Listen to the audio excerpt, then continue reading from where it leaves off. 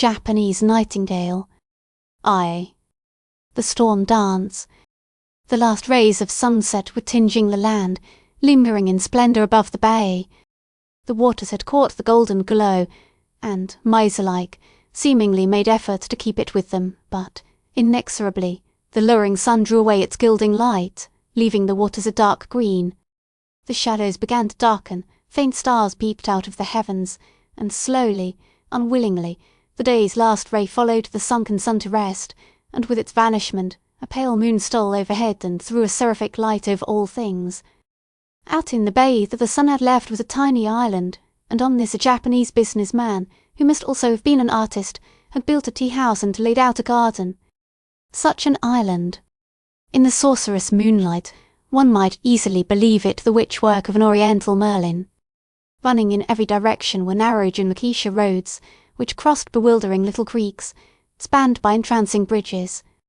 These were round and high, and curved in the centre, and clinging vines and creeping, nameless flowers crawled up the sides and twined about the tiny steps which ascended to the bridges.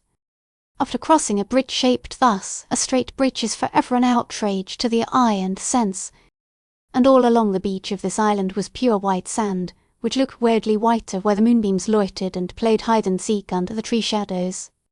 The seekers of pleasure who made their way out to the little island on this night moored their boats here in the shadows beneath the trees, and drove in fairy vehicles, pulled by picturesque runners, clear around the island, under the pine trees, over miniature brooks, into the mysterious dark of a forest.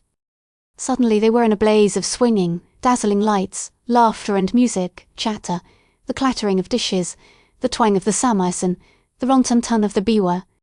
They had reached the garden and the tea-house. Some pleasure-loving Japanese were giving a banquet in honour of the full moon, and the moon, just over their heads, clothed in glorious raiment, and sitting on a sky throne of luminous silver, was attending the banquet in person, surrounded by myriad twinkling stars, who played at being her courtiers. Each of the guests had his own little mat, table, and waitress. They sat in a semicircle, and drank the sake hot, in tiny cups that went 30 or more to the pint, or the Kyoto beer that had been ordered for the foreigners who were the chief guest this evening. This is the toast the Japanese made to the moon. May she with us drink a cup of immortality. And then each wished the one nearest him 10,000 years of joy. Now, the moon path widened on the bay, and the moon itself expanded and grew more luminous as though in proud sympathy and understanding of the 1,000 banquets held in her honour this night. All the music and noise and clatter and revel had gradually ceased, and for a time an eloquent silence was everywhere. Huge glowing fireflies, flitting back and forth like tiny twinkling stars, seemed to be the only things stirring. Someone snuffed the candles in the lanterns, and threw a large mat in the centre of the garden, and dusted it extravagantly with rice flour. Then a shaft of light, that might have been the combination of 1,000 moonbeams, was flashed on the mat from an opening in the upper. Part of the house, and out of the shadows sprang onto the mat a wild, vivid little figure, had in scintillating robes that reflected every ray of light thrown on them, and, with her coming, the air was filled with the weird, wholly fascinating music of the koto and samisen. She pirouetted around on the tips of the toes of one little foot, clapped her hands, and courtesied to the 4 corners of the earth. Her dance was one of the body rather than of the feet, as back and forth she swerved. There was a patter, patter, patter. Her garments seemed endowed with life, and took on a sorrowing appearance. The light changed to accompany her, the music sobbed and quivered. It had begun to rain. She was raining. It seemed almost as if the pitter-patter of her feet were the falling of tiny raindrops. The sadness of her garments had increased, and now they seemed to be weeping, at first gradually, then faster and still faster, until finally she was a storm dark, blowing, lightning storm. From above the light shot down in quick, sharp flashes, the drums clashed madly, the koto wept on, and the samisen shrieked vindictively. Suddenly the storm quieted down and ceased. A blue light flung itself against the now lightly swaying figure, then the 7 colours of the spectrum flashed on her at once. She spread her garments wide, they fluttered about her in a large half-circle, and, underneath the rainbow of the gown, a girl's face, of exquisite beauty, smiled and drooped. Then the extinction of light, and she was gone. A common cry of admiration and wonder broke out from Japanese and foreigners alike. They called for her, clapped, stamped, whistled, cheered. One man's voice rose above the clatter of noises that had broken loose all over the gardens. He was demanding excitedly of the proprietor to tell him who she was. The proprietor, smirking and bowing and cringing, nevertheless would not tell. The American theatrical manager lost his head a moment. He could make that girl's fortune in America. He understood it was possible to purchase a geisha for a certain term of years. He stood ready on the spot to do this. He was ready to offer a good price for her. Who was she, and where did she live? Meanwhile the nerves-creeping Dizin of a Samosan was disturbing the air with teasing persistence. There is something provoking and still alluring in the music of the Samosan. It startles the chills in the blood like the maddening scraping of a piece of metal against stone, and still there is an indescribable fascination and beauty about it. Now as it scratched and squealed intermittently and gradually twittered down to a zoom, a voice rose softly, and gently, insinuatingly, it entered into the music of the samisen. Only one long note had broken loose, which neither trembled nor wavered. When it had ended none could say, only that it had passed into other notes as strangely beautiful, and a girl was singing. Again the light flashed down and showed her standing on the same mat on which she had danced, her hands clasped, her face raised. She was ethereal, divinely so. Her kimono was all white, save where the shaft of moonbeams touched the silk to silvery brilliance. And her voice. All the notes were minors, piercing, sweet, melancholy, terribly beautiful. She was singing music unheard in any land save the Orient, and now for the first time, perhaps, appreciated by the foreigners because of that voice, a voice meant for just such a medley of melody. And when she had ceased, the last note had not died out, did not fall, but remained raised, unfinished, giving to the Occidental ears a sense of incompleteness. Her audience leaned forward, peering into the darkness, waiting for the end. The American theatrical manager stalked towards the light, which lingered a moment, and died out, as if by magic, as he reached it. But the girl was gone. By Jove! She's great, He cried out, enthusiastically. Then he turned on the proprietor. Where is she? Where can I find her? The man shook his head. Oh, come now. The American demanded, impatiently. I'll pay you. I don't know. She is gone. But you know where she lives. The proprietor again answered in the negative. Now, wouldn't that make one of this country's squatty little gods groan? The exasperated manager demanded of a younger man who had followed him forward. She'd be a great card in vaudeville. The young man contented himself with saying, There's a fortune in her. I'm going to find her if she's on this island. Come on with me, will you? Nothing loath, Jack Bigelow fared forth behind the theatrical man, whom he had never seen before that afternoon, and whom he never expected to see again. They hurried down one of the narrow, shadowy roads that almost made a labyrinth of the island. But fortune was with them. A turn in the road, which showed the waters of the bay not 50 yards ahead, revealed just in front of them two women both small, but one a trifle taller than her companion. Hi there. You! Shouted the manager, who, though among a people whose civilization was older than his own, considered them but heathen, and gave them the scant courtesy deserved by all so benighted in matters theatrical. The two figures suddenly stopped. Are you the girl who sang? Yes, Came the answer in a clear voice from the taller figure. The manager was not slow in coming to the point. Would you like to be rich? Again the positive monosyllable, uttered with much eagerness. God. The manager's face could not be seen, but his satisfaction was revealed in his voice. Just come with me to America, and your fortune's made. She stood silent, her head down, so that the manager prompted her impatiently. Well, I stay at Japan. She said. Stay at Japan. The manager barely controlled himself. Why, you can never get rich in this land. Now look a here, I'll call and see you tomorrow. Where do you live? I don't want you call. I stay at Japan. This time the manager, seeing a possible fortune escaping him, and having in mind the courtesy due the heathen, delivered himself of a large Christian oath. If you stay here, you're a fool. You'll never. The young man named Bigelow, who had watched the attempted bargaining in silence, broke in with some indignation. Oh, let her go. She's got a right to do as she pleases, you know. Don't try to bully her into going to America if she'd rather stay here. Well, I suppose I can't use force to make her take a good thing, said the manager, ungraciously. He drew out his card case and handed the girl his card. Perhaps you'll change your mind after you think about this a bit. If you do, my name and Tokyo address are on that card. Just come round and see me. I'm going down to Bombay to look out for some Indian jugglers. I'll be gone about 5 months, and will be back in Tokyo before I start out on another trip to China, Korea, and the Philippines, and then off for home. The girl took the card and listened in silence. When he finished, she courtesied, slipped a hand into that of her companion, and hurried down the narrow road.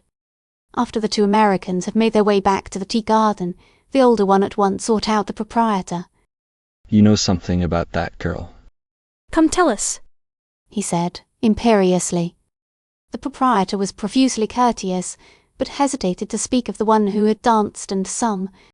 Finally he unbent grudgingly. He told the theatrical man and his companion that he knew next to nothing about her. She had come to him a stranger, and had offered her services. She refused to enter into the usual contract demanded of most geishas, and in view of her talents he could not afford to lose her.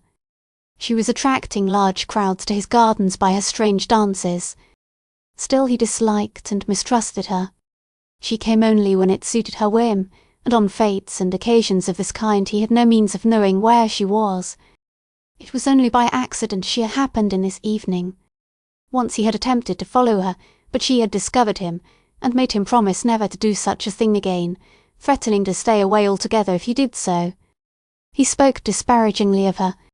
Beautiful, excellences. Well, you cannot see properly in the deceitful light of this honorable moon. A cheap girl of Tokyo with the blue glass eyes of the barbarian, the yellow skin of the lower Japanese, the hair of mixed color, black and red, the form of a Japanese courtesan, and the heart and nature of those honorably unreliable creatures, alien at this country, alien at your honorable country, augustly despicable a half-caste. In which woman proposes and man disposes. Jack Bigelow was beset by the knackered as professional matchmakers.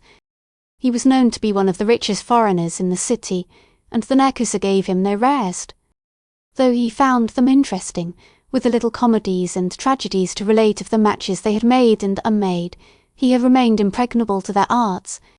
He naturally shrank from such a union, and in this position he was strengthened by a promise he had made before leaving America to a college chum, his most intimate friend, a young English-Japanese student named Taro Burton, that during his stay in Japan he would not append his name to the long list of foreigners who for a short, happy and convenient season cheerfully take unto themselves Japanese wives and with the same cheerfulness desert them.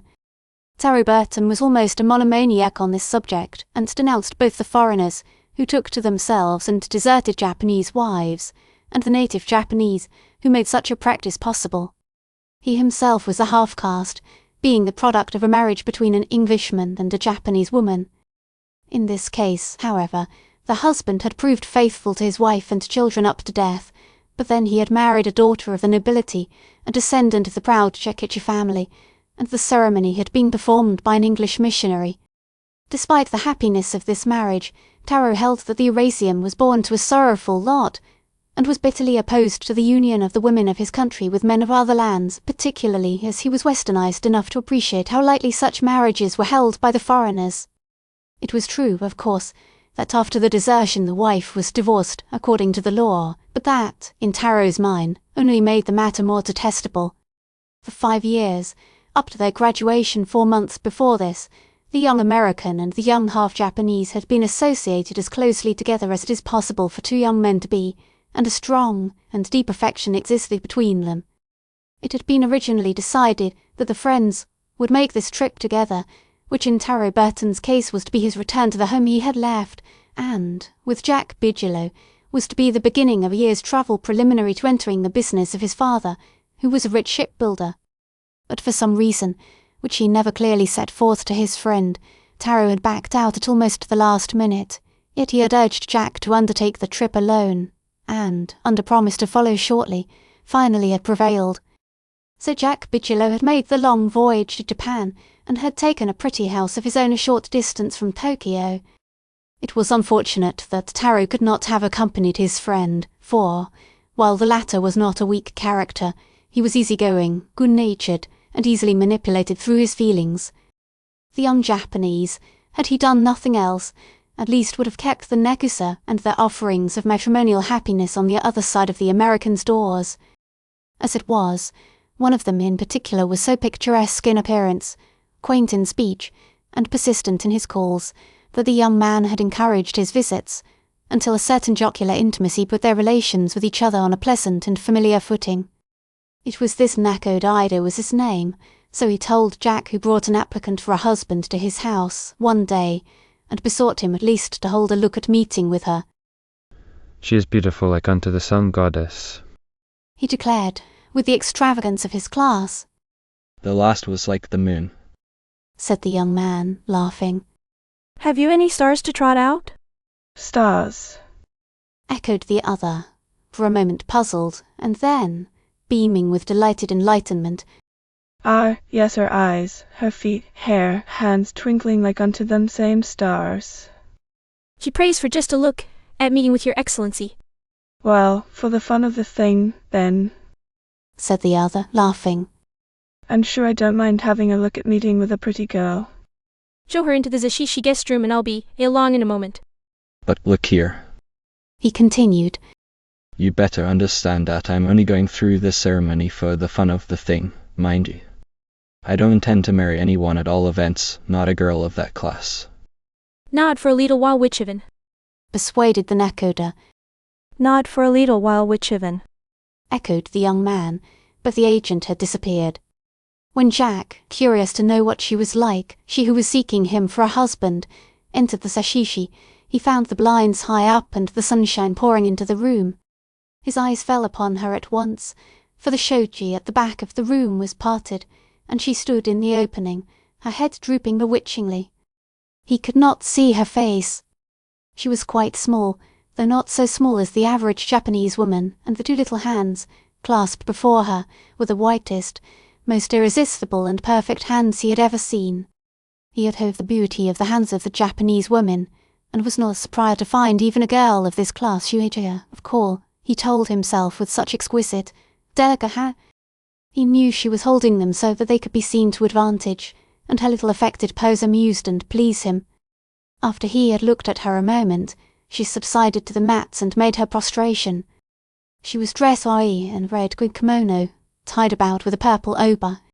Her hair was dressed after the fashion of the geisha, with a flower ornament at top and long, pointed daggers at either side, but as she bowed her head to the mats, some pin in her hair escaped and slipped, and then a tawny, rebellious mass of hair, which was never meant to be worn smoothly, had fallen all about her, tumbled into her eyes and over her ears, and literally covered her little crouching form. She shivered in shame at the mishap, and then knelt very still at his feet. Bigelow was speechless. Never before in his life had he seen such hair. It was black, though not densely so, for all over it, even where it had been darkened with oil, there was a rich red tinge, and it was luxuriously thick and long and wavy.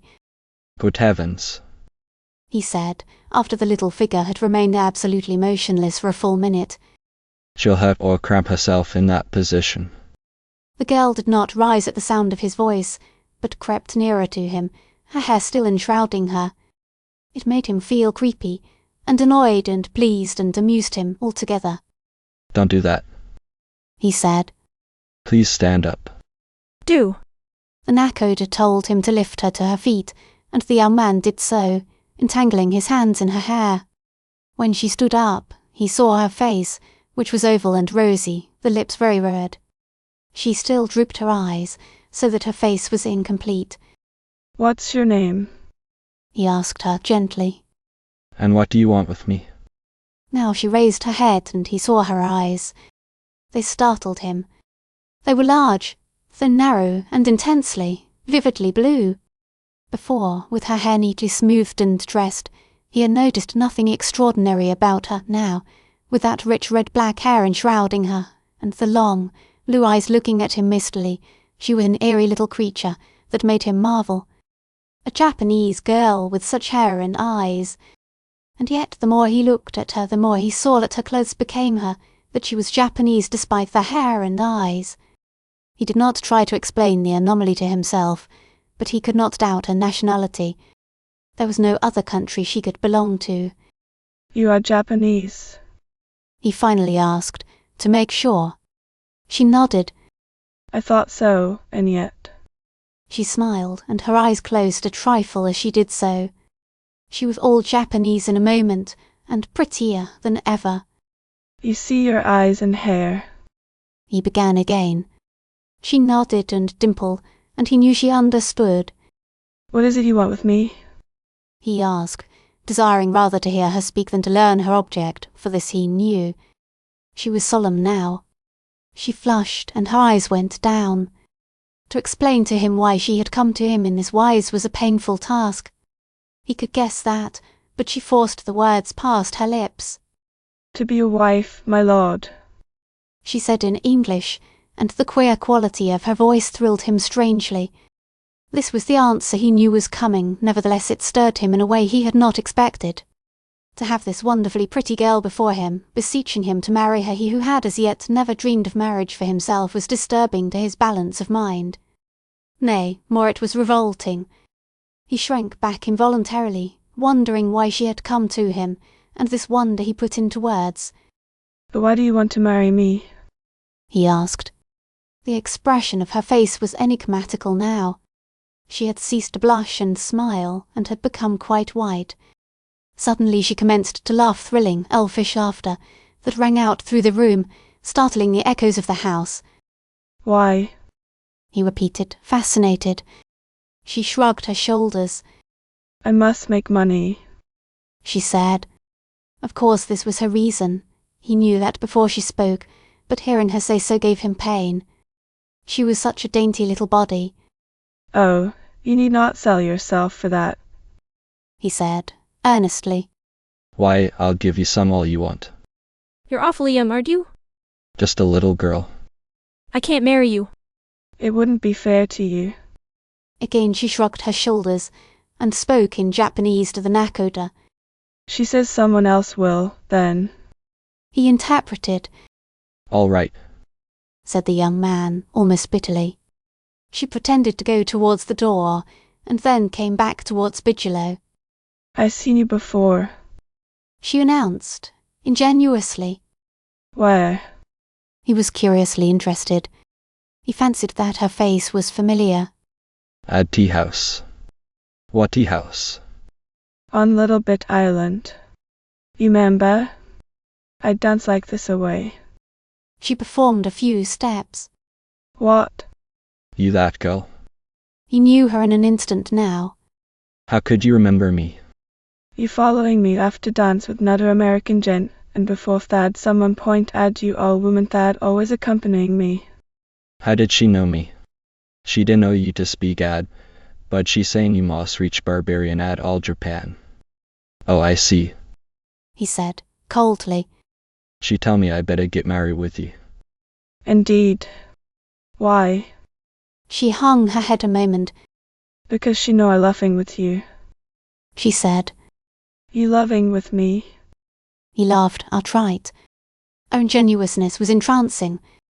Yes.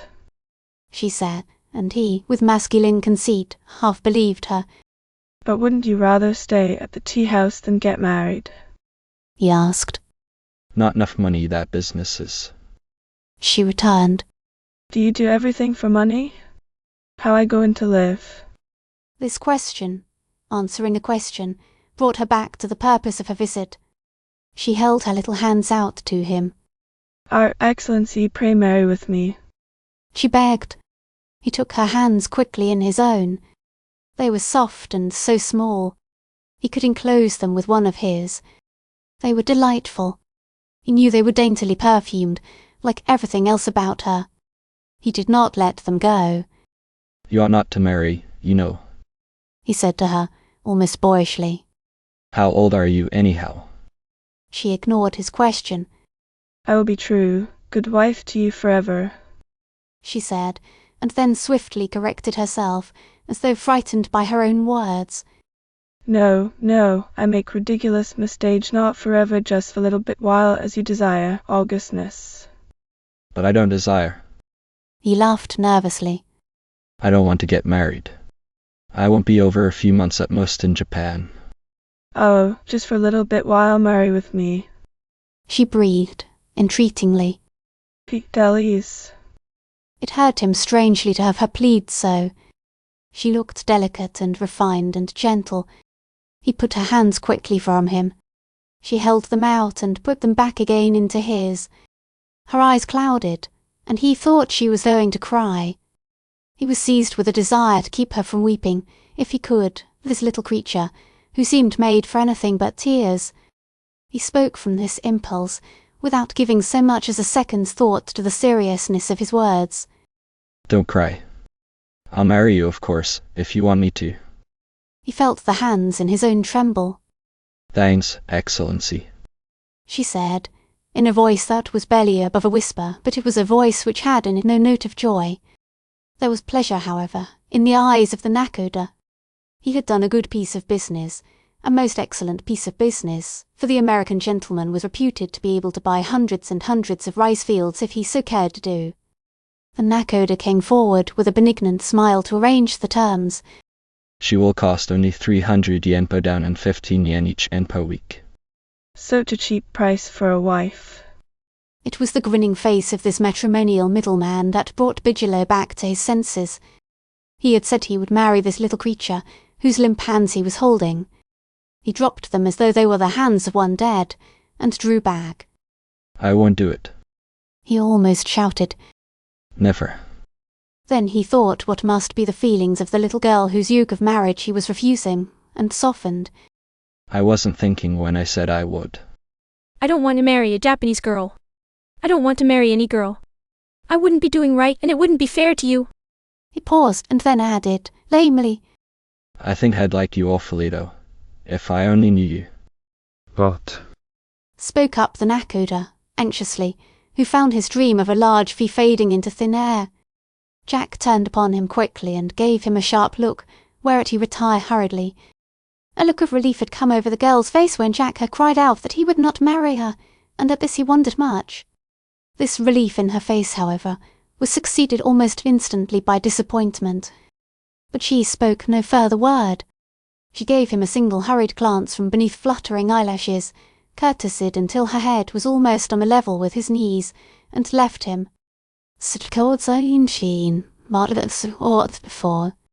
An appointment. Jack Bigelow regarded the attempt of the nakoda and little miss he had not even thought to ask her name as an incident closed by the retirement of the one aspiring to wifehood from his sight. But in passing from his house she had not passed from his mind. This she occupied in spite of him, though it must be said that Jack made no effort to eject her. He had been approached by many nakodas, who had the disposal of some most excellent wives, so they had told him, but never before had he consented to see one of their offerings, so the sensation of being asked in marriage by a girl whom he had only seen once before, and that under circumstances which prevented his seeing her clearly, was altogether new. That he, John Hampton Bigelow, A.B., was very proud of that it had not cost him any particular labour should be so sought out was not at all displeasing to his vanity, a quality that he prided himself on not possessing, this, notwithstanding the fact that he knew he had been approached because he had money. He chuckled at the event several times during the day.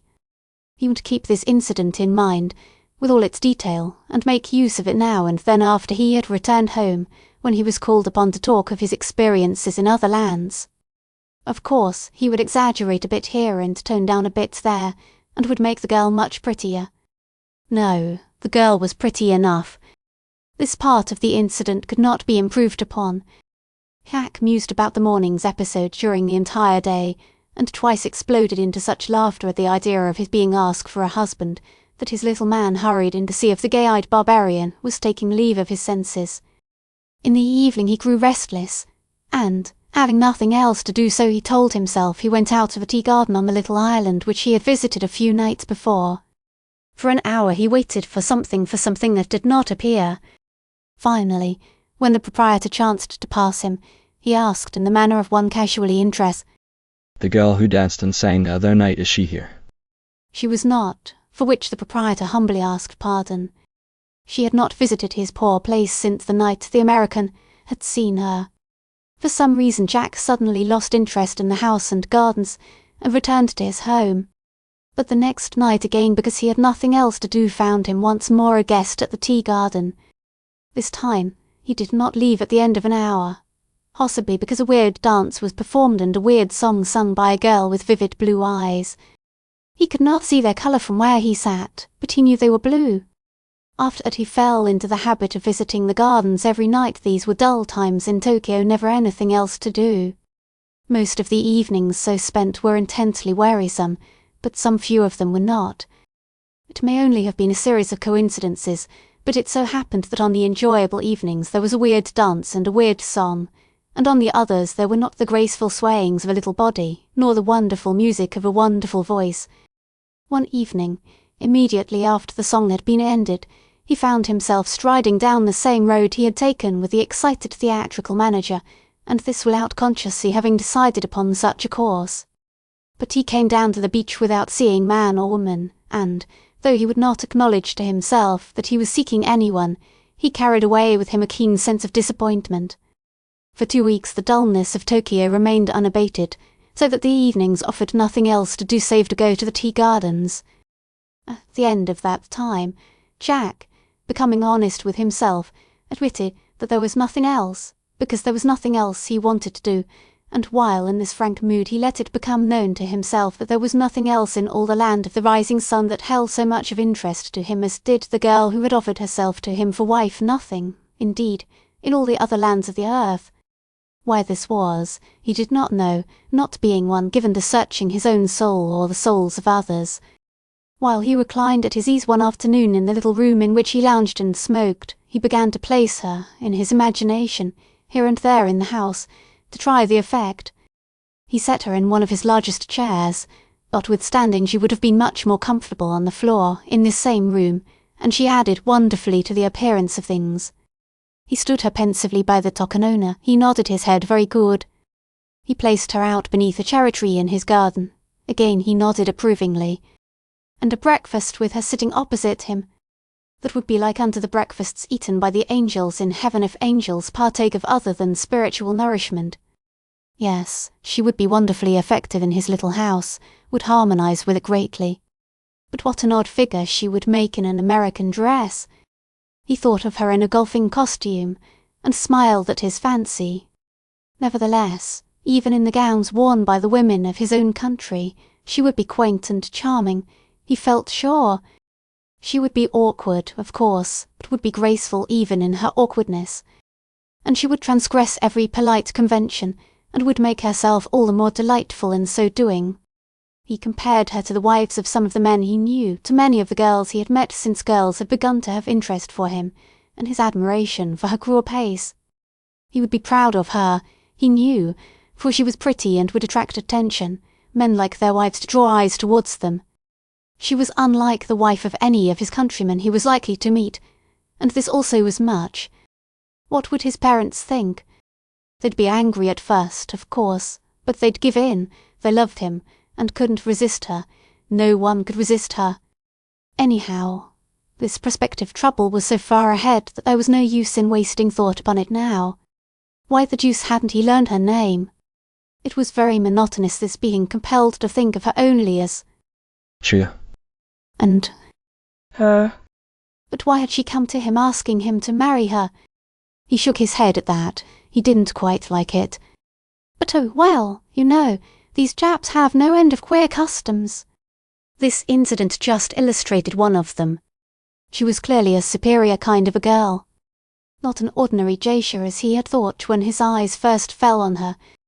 He had seen enough of the geishas at the tea-houses to know that she was of a different kind. To his occidental eyes these last were most pleasing creatures, but just then his man straggled through the room and brought an end to his musing. Marry her. He sat up straight. What had he been thinking about? The idea was absurd. It was absurd for him to think about marrying anyone. He got to his feet, called back his man, and ordered a jinrikisha to be brought to him. He rode off to Tokyo to forget all about it. But it would not be forgotten. After he had left the jinrikisha, he caught sight of her on the opposite side of the street, turning a corner. He hurried after her, but when he reached the corner she was nowhere to be seen. He looked into all the shops on either side of the street for a distance of 100 yards, but saw no one who bore the least resemblance to her. Then he tramped about the immediate vicinity, his sense of loss deepening with each minute, until he noticed that the shopkeepers were eyeing him with suspicion. He gave up the search and started back to his jinrikisha. As he was swinging along disconsolately, his eyes lighted upon another person whom he knew Ido, the nakoda, and him Jack did not let escape. He pounced down upon him and clapped a hand upon his shoulder. Hello there. He called out. Ido started back as if he had been set upon by an enemy. He was unused to such emphatic greetings. But when he saw who his assailant was he slipped a smile upon his face, smirked and bowed, and hoped that the August American's days were filled with joy. They'll do. Jack answered. And how are things with you? Business good? Making many matches. Ido had introduced 4 persons to incomparable happiness, which was to say, he had brought about 2 marriages. Had his lordship come into like happiness? No, his lordship had not. You making greatest mistakes your whole lifetime. Ido assured him. You not yet seen Japanese woman that please you for wife? No? I know not her girl you excellency not seen yet. Most beautiful in Japan. You like see her? No, I've seen enough. By the way, Ido, what's become of the girl you brought around to my place? Married yet? Jack put on a look of indifferent interest. No, Excellency. For one disinterested, Jack found much relief in this answer. But I think she going to be. Ido went on, calmly. 2, 3 no, 2 other gents, what you say? Consider yes, consider her. These words drove relief from the disinterested Jack's heart, and instantly set up in its place a raging jealousy. But he compelled himself to remark, quite easily. You don't say. Ido confirmed his statement with a nod that was almost a bow. A very pretty girl. Jack commented, loftily. Ido's reply was confined to a mere Less. There was no use going into ecstasies when no bargaining was in sight. I think I'll go around to see her and congratulate her. Jack went on. Where does she live? I regretfully cannot tell. Ah, well, let it go then. But say, I really would like to see her again before she's married. Rather took a fancy to her, you know. Couldn't you bring her to call on me tomorrow morning? I'm going to be very busy tomorrow. Seeing no chance of earning a marriage fee, he saw no reason for taking the trip. I'll pay you for your trouble, needn't worry about that. Perhaps Ido could arrange to come, yes. Now that he thought again, he knew he could come. So it was settled that he and the girl should visit Jack at 10 o'clock the next day. In which man proposes. The announcement of his man that Ido and his charge had arrived contained no news for Jack, for he had been watching the road from Tokyo since 9 o'clock, and had seen them while they were yet afar off. Nevertheless, he did not enter the sashishi until his man came to him with word that guests from the city were awaiting him, and then he had no definite idea of what he intended to do. She was dressed exactly as she had been on her previous visit, and she made obeisance almost to the floor, in greeting him, as she then had done. He hastened her recovery from the deep courtesy by taking her hands and raising her to an upright posture. You have come to see me again. I am very glad to see you, he said, with eager politeness. Nakoda say you wish see me. That is why I come. There was not a trace of her former coquetry in her manner. Yes, I had to send Ido after you. I don't suppose you would ever have let me see you again if I had not. She shrugged her shoulders imperceptibly. Me you don't wish marrying with. You send me away. What I do? We could be capital friends, even if we didn't care to marry, couldn't we? Friend? I don't want friend. She returned, coldly. But I'd like to have you for my friend, all the same, though I'm afraid it's not possible. Ido. He hesitated. Ido says you're going to be married, you know. She inclined her head. You're not married yet, are you? He asked in alarm, forgetting that he had put the same question to the Nakoda the day before. Not yet. Do you unlike him? Which one, my lord? She looked up at him innocently. Oh, both of them. He was beginning to get angry. He would find pleasure in laying violent hands upon the two, one at a time. Just a little bit, Augustness. Better than you do me? He demanded, jealously. She shook her head decisively. You nod so old, and nod so hero-like. She rubbed her little hands over her face, by which he understood that the two wore beards. They were doubtless of his own country.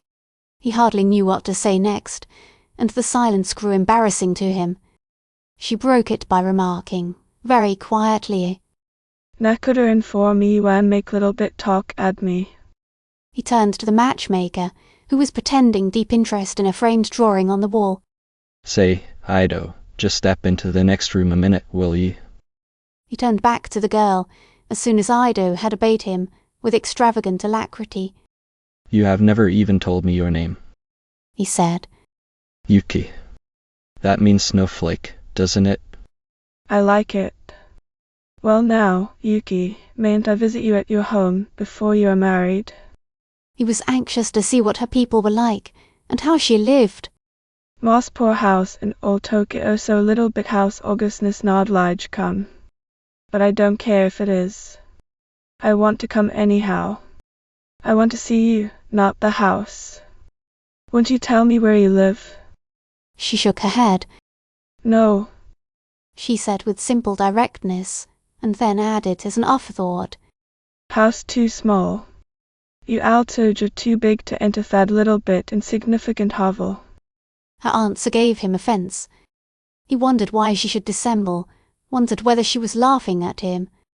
A glance at her, however, and his distrust vanished. She seemed such a simple little body, yet he knew he did not understand her. Her eyes, which she had kept turned downward, slowly uplifted and looked questioningly into his own. Such wonderful eyes. Such a simple, exquisite face. He was suddenly suffused with a great wave of tenderness, and he bent low, and gently made prisoners of her hands. However indefinite his purpose had been up to this time, it was definite enough now. So you remember, Yuki, what you asked me when you were here before? Yes. She still gazed at him questioningly. Would you rather marry me than one of those other fellows? He said, softly. Yes. Again, in the smallest voice this time. He hesitated, and she asked, quickly, You want me do so? That's just what I want, Yuki, dear. He whispered, drawing her hands to his lips. All right. She trembled, perhaps shivered is the better word as she said this, but gave no other sign of emotion. Before Jack could so much as touch his lips to her forehead, Ido entered smiling his professional blessing. It was evident that in the other room he had found no drawing to distract his attention, and a large new peephole in the immaculate shoji indicated where he had given all his eyes and ears to what was going on, and he could wait no longer to press his claim. Jack, seeing an unpleasant duty before him, and desiring to have done with it at once, told Yuki that he would be back in a minute, and led the Nakoda into the room out of which he had just come. Ido immediately began to make terms. This part was loathsome to the young man. Why? He said, hotly. If we're to be married, she can have all she wants and needs. That wouldn't do at all, the Nakoda told him, warily. There would have to be a marriage settlement and a stated allowance agreed upon. He would have to pay more, also, as she was a maid and not a widow. When the ugly terms of the agreement were completed, the Nakoda bowed himself out, and Jack went back to Yuki. He found her changed, her simplicity had left her, and her coquetry had returned. She stood off from him, and he felt constrained and awkward. After a time she demanded of him, with a shrewd inflection in her voice, "You going to lige me, Excellency?" No question of that. He answered promptly, smiling. No. She repeated, "That's sure thing."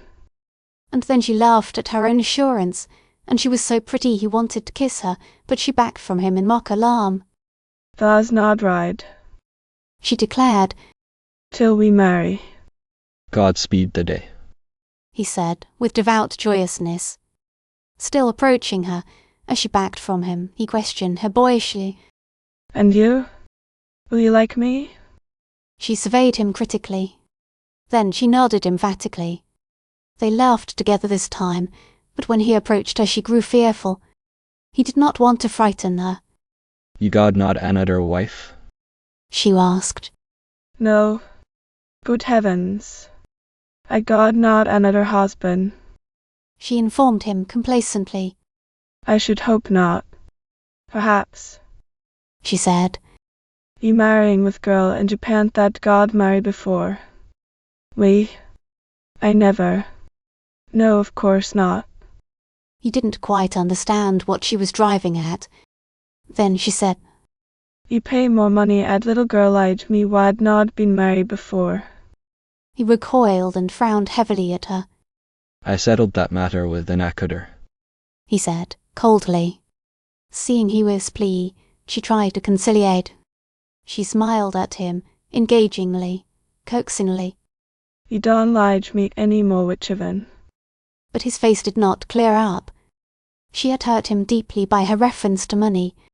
"Perhaps you don't want me even." She suggested, tentatively. "I better go away. Leave you all alone." She turned and was making her way slowly out of the room when he sprang impetuously after her.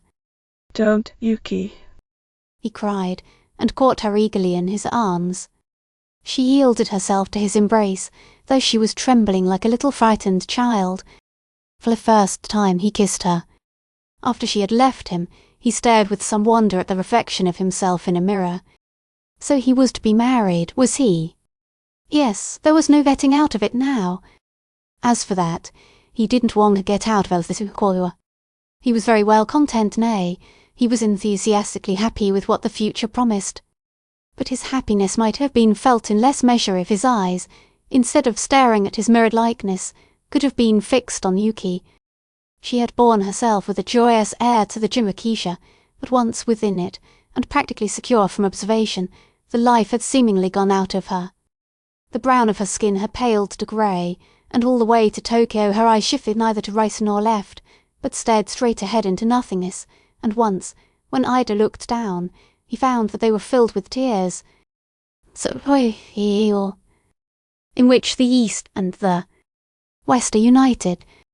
A few days later they were married. It was a very quiet little tea-drinking ceremony, and, unlike the usual Japanese wedding, there was not the painful crowd of relatives and friends attendant. In fact, no one was present, besides themselves, save Jack's man and maid and the nakoda, while Yuki herself sang the marriage song. They started housekeeping in an ideal spot.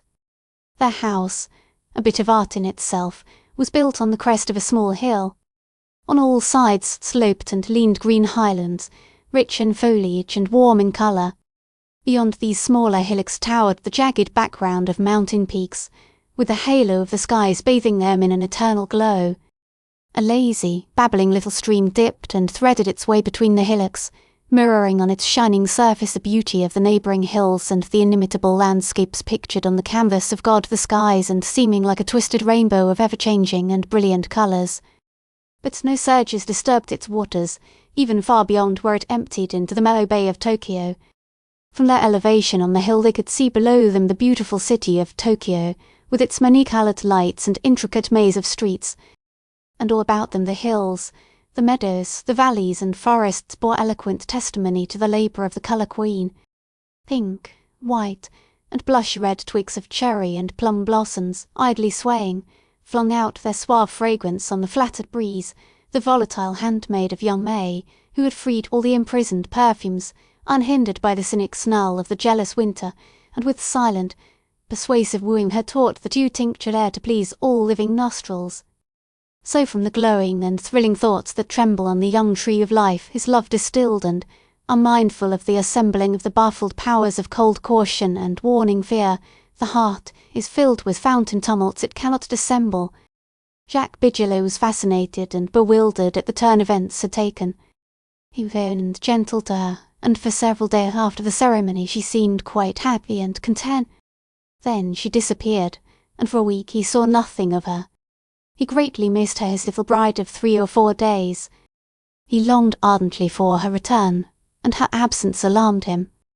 Her little arts and witcheries had grown on him even in this short period of their acquaintance.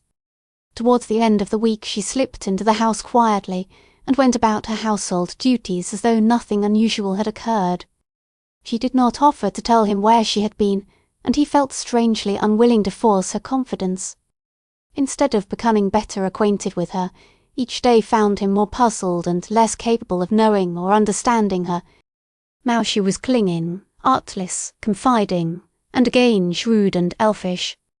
Now she laughing and singing and dancing as giddily as a little child, and again he could have sworn she had been weeping, though she would lay it stoutly, and Pugru would laugh away such a... He asked her one day how she would like to be dressed in American clothes. She mimicked him. She mimicked everything and everyone, from the warbling of the bird to the little man and maid who waited on them. "I'll oblige this," she said, and hummed a bustle under her ridiculously tight omegi, and slipped his large sun hat over her face. Then she laughed out at him, and flung her arms tightly about his neck. "You want me be American girl?" You are a witch, Yuka-san. He said. I want new dress. She returned, promptly, and held a pink little palm out. He frowned. He almost disliked her when she spoke of money. He filled her hands, however, with change from his pockets, and when she broke away from him, which she did as soon as she had obtained the money, he wanted to take it back. Her pretty laughter sifted out to him through the shoji at the other side, and he knew she was mocking him again. "It is her natural love of dress and finery," he told himself. It is the eternal feminine in her, and it is bewitching. The next day, as she sat opposite him, eating her infinitesimal way of a breakfast of plum, a small if any cup of ting Ola's little black lacquey announced mysteriously that he must "on business" to the city. She desired to accompany him, as became a dutiful wife. No, he told her, that was impossible. His mission was of a secret nature, which could not be divulged until his return. Then she insisted that she would follow behind him after the manner of a slave, and when he laughed at her, she begged quite humbly and gently that he would condescend to honourably permit her to go with him, and then he was for telling her his whole pretty story, and the surprise he had concocted to please her, when she grew capricious and insisted that she would not stir one little bit of an inch from the house, and that he must go all alone to the city and attend to his great, magnificent business. He went down to Tokyo, and in his boyish, blundering fashion he purchased silk and crepe and linen sufficient for 50 gowns for her. She thanked him extravagantly. She could not imagine what she would do with so much finery. Her honourable person was augustly insignificant, and could not accommodate so much merchandise. No. He thought with inward satisfaction. That ghost of a money question will be laid. She has everything she wants and shall have.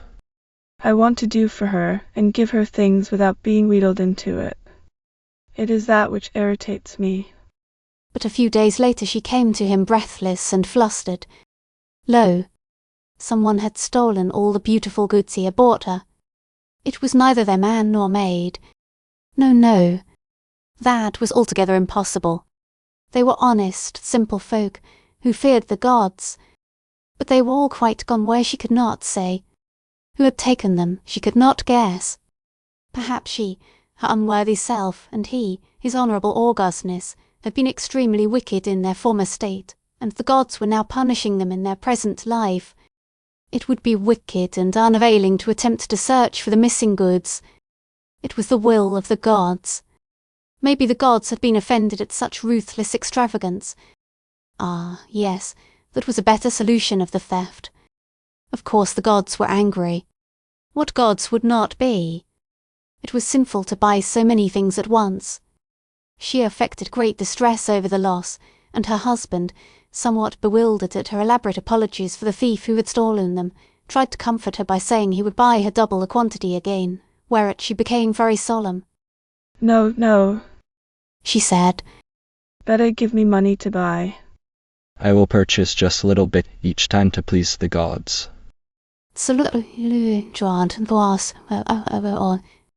The adventuress.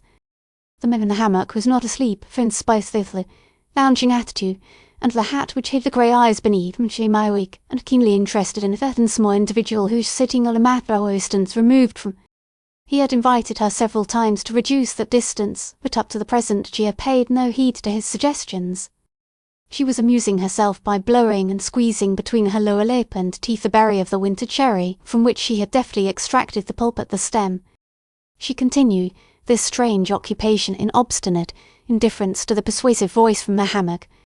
I say, Yuki, there's room for two in this hammock. Had it made on purpose. She continued her cherry blowing without so much as making a reply, though one of her blue eyes looked at him sideways, and then solemnly blinked. What's the matter, Yuki? Got the dumps again, eh? No reply. Look here, Mrs. Bigelow, I'll come over and elope forcibly with you if you don't obey me. She dimpled scornfully. Ah, that's right. Smile, Yuki. You're so pretty, so bewitching, so irresistible when you smile. Yuki nodded her head coolly. How you like me smiling forever? She suggested.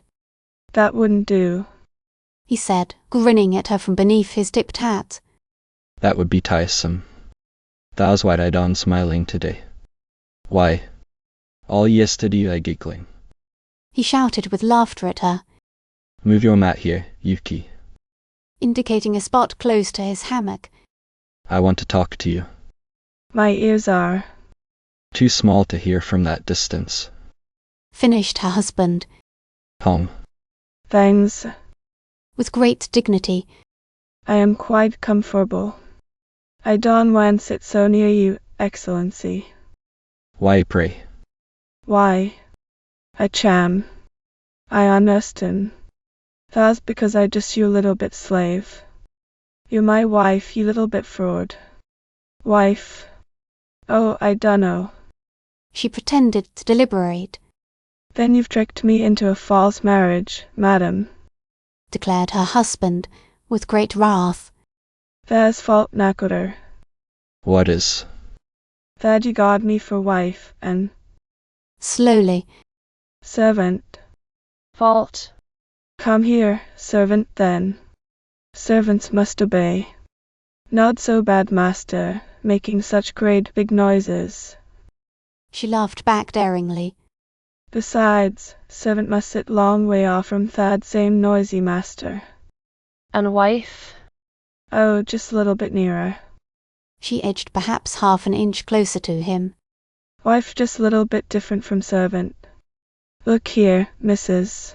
Bigelow, you're not living up to your end of the contract. You swore to honor and obey. She laughed mockingly. Yes, you did, madam. I did nod. That was just old Kurushitan marriage. He sat up amazed. What do you know of the Christian marriage service? Little bit. Come over here, Yuki. You like me sing Aji? Come over here. How you like me dance? Little bit summer dance? Come over here. What's a summer dance, anyhow?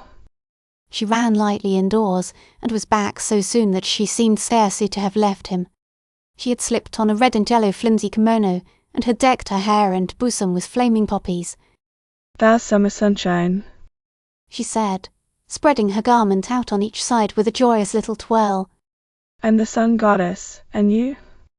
You just the cold, dark earth. I will descend and warm you with my sunshine.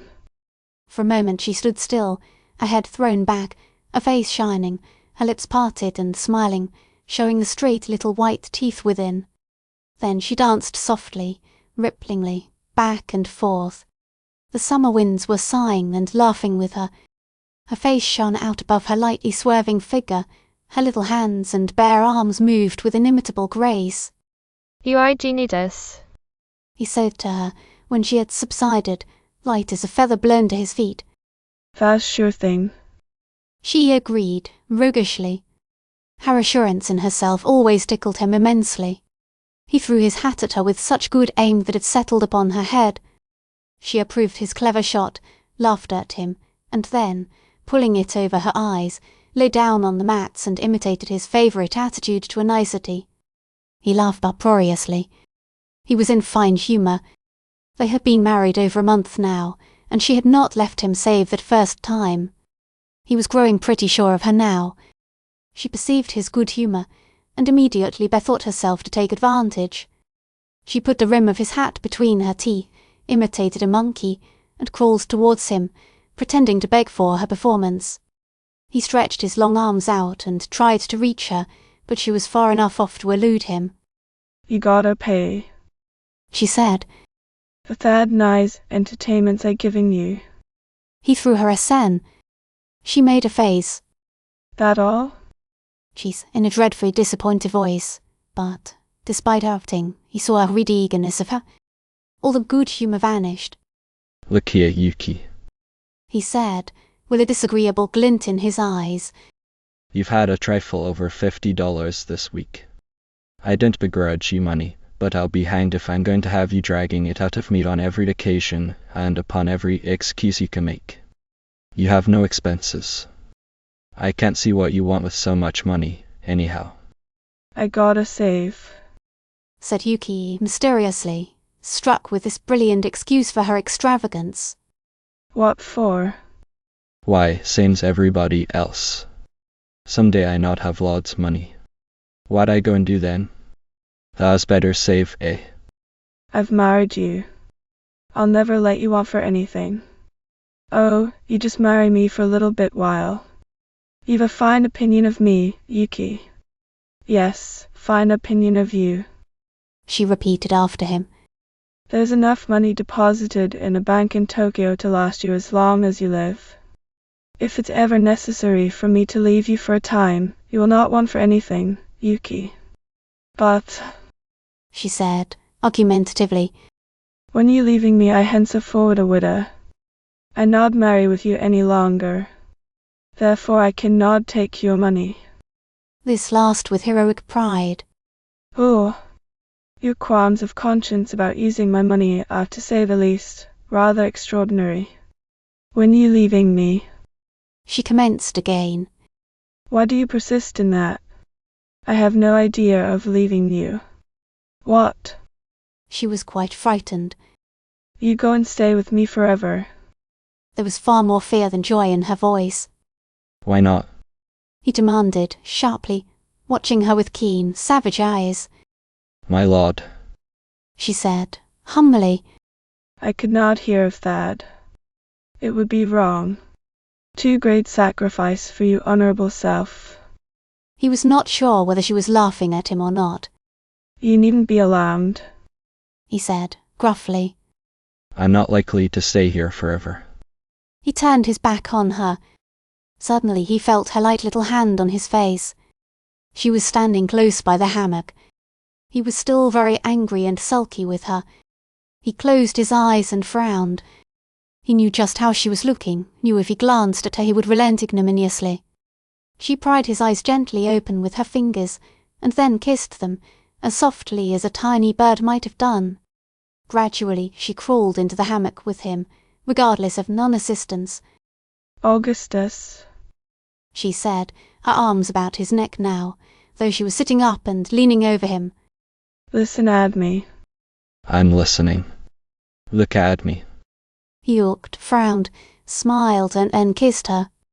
She laughed under her breath, such a queer, triumphant, mocking small laugh. It made him frown again, but she kissed the frown into a smile once more. Then she sat up. Pray excuse me. I went sit at your feet and talk at you. Can't you talk here? He demanded, jealously.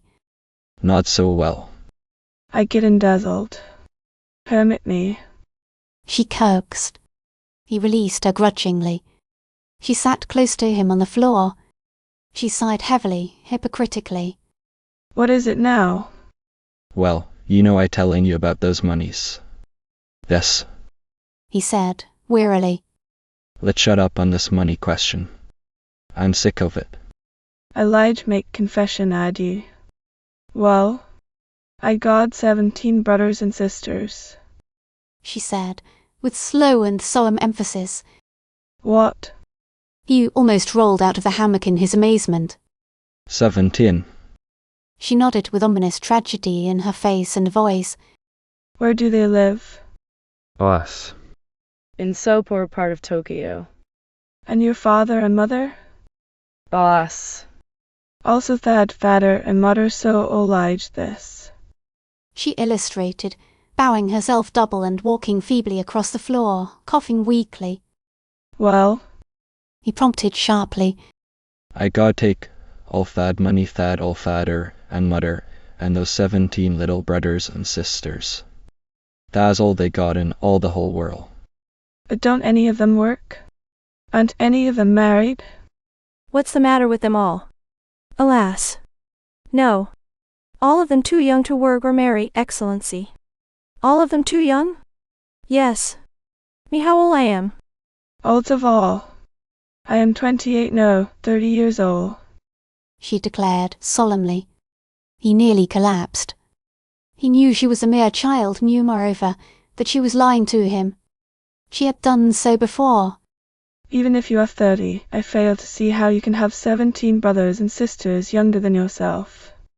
She lost herself a moment. Then she said, triumphantly, My father have 2 wives. He surveyed her in studious silence a moment.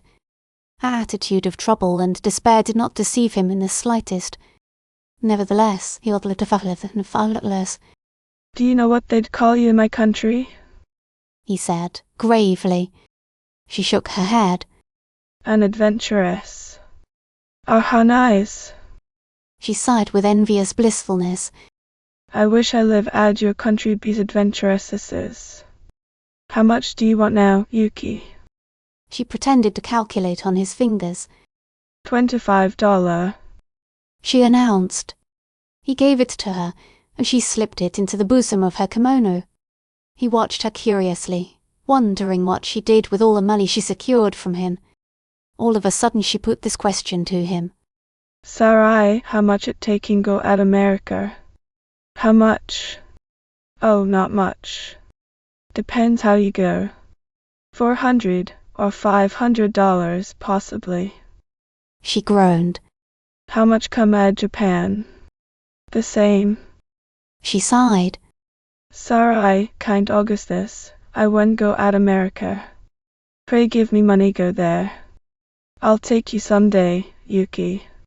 She retreated before this offer.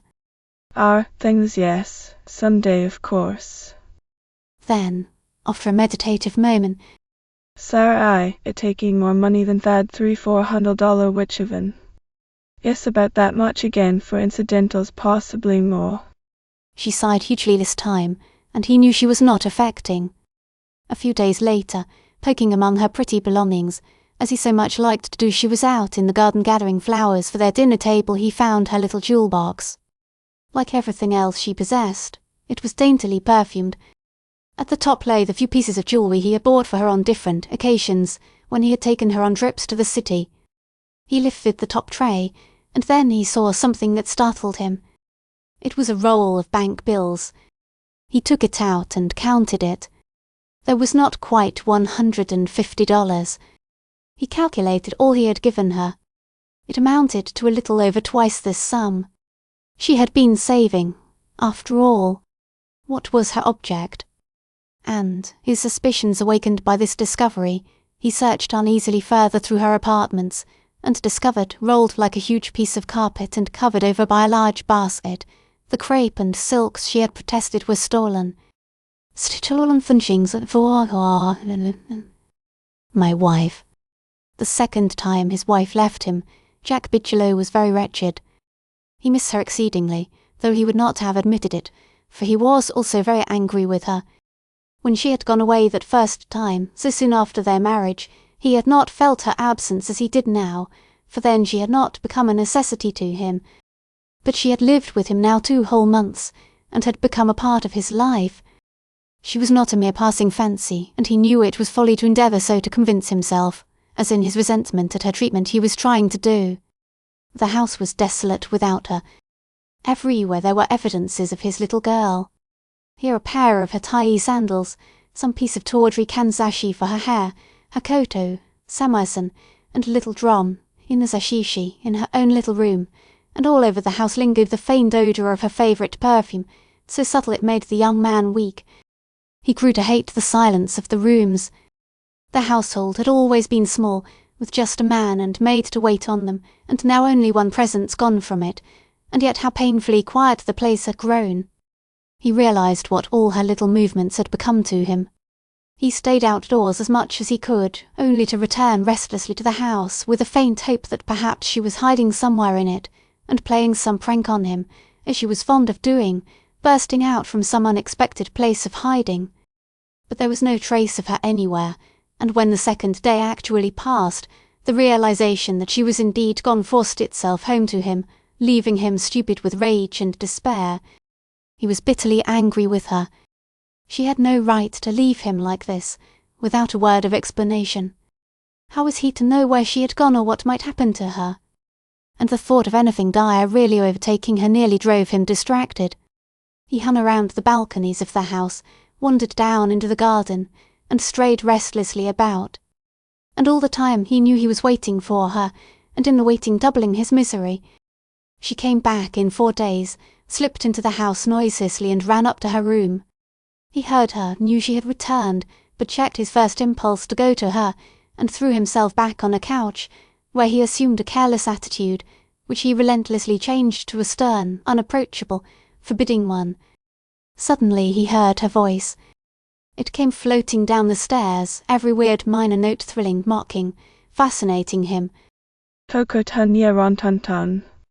She sang. Then the voice ceased a moment. She was waiting for him to call her. He did not move. He was certainly very angry with her. He would not forgive her readily. She began beating on her drum. He heard her making a great noise in the little room upstairs, and understood her object. She was trying to attract him. Suddenly she whirled down the stairs and burst in on him with a merry peal of laughter.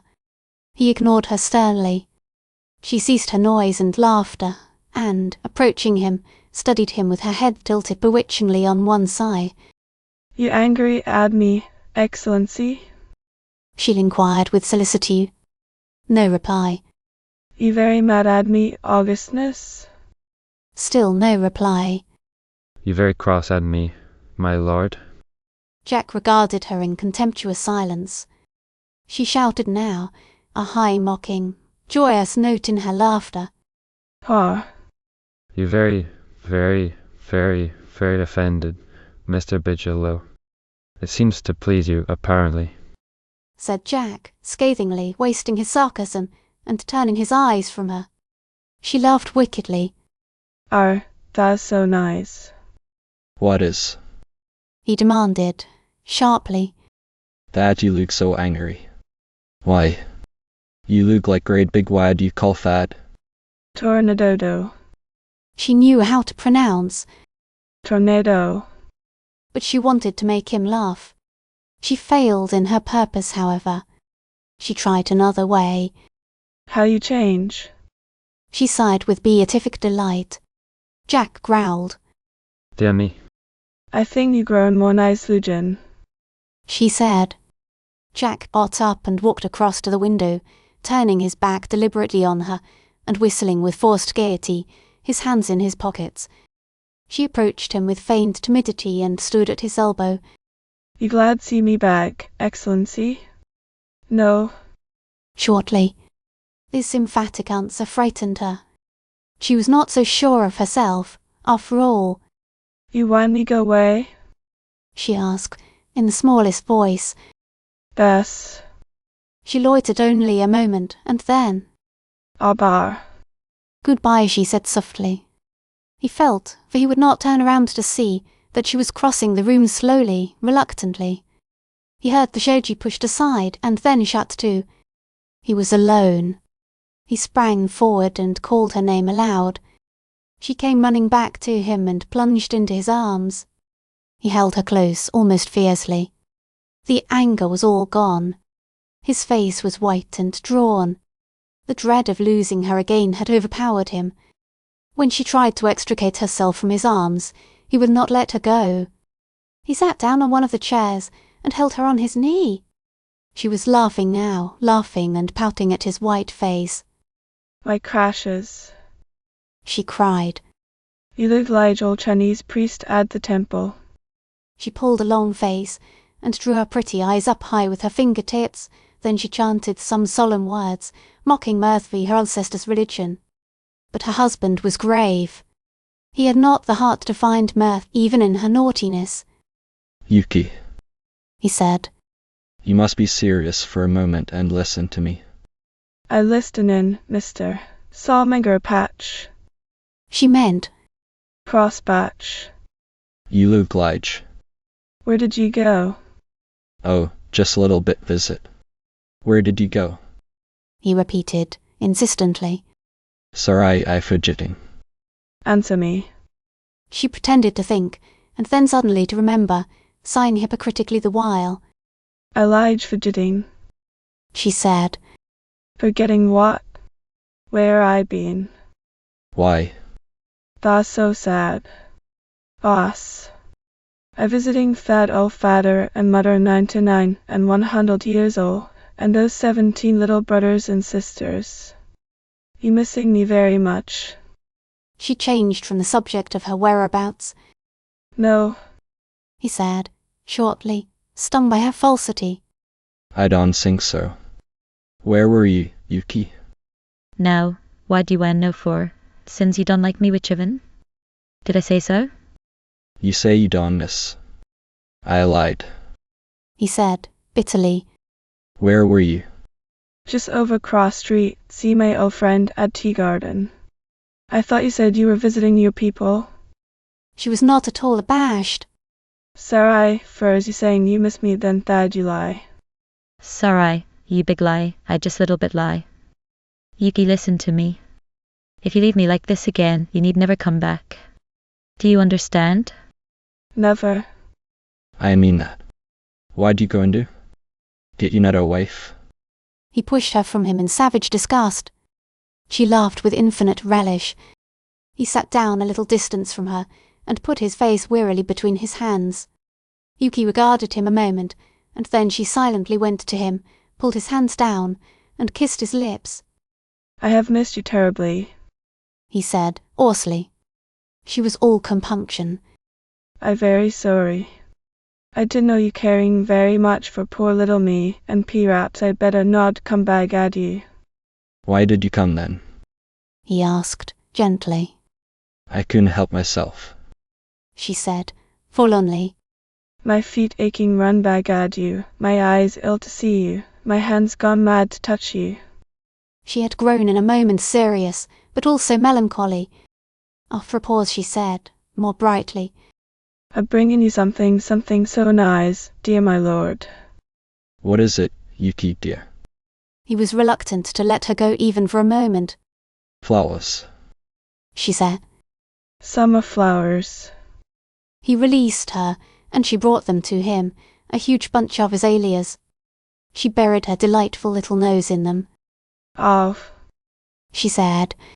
Flowers most sweetest thing in all the world, and all them same flowers for you. Where did you get them, dear? He asked, taking her hands instead of the flowers, and drawing her, flowers and all, into his arms. She faltered a little dance, with the old daring smile flashing back in her face. Nice Japanese gents making me present those flowers. He caught her wrists in a grip of iron. What do you mean? He demanded, fiercely, wild jealousy assailing him. She pulled herself from him, and regarded the little wrists ruefully. Ain't you shamed? She accused. Bess. He kissed the little wrists with an inward sob. Tell me it all, my little one. Please do not hide anything from me. I can't bear it. That Japanese gent want to marry with me. She informed him, calmly smiling, and dimpling as if it amused her, and then making a face to show him her feelings in the matter. Why? How you adore me? She added, vividly. Marry with you? What do you mean? You are my wife. Yes, but he didn't know Thad. She said, consolingly. And see, I bring the same flowers unto you. He took them from her arms. They were all crushed now, and it distressed her. No Japanese can bear to see the flower abused.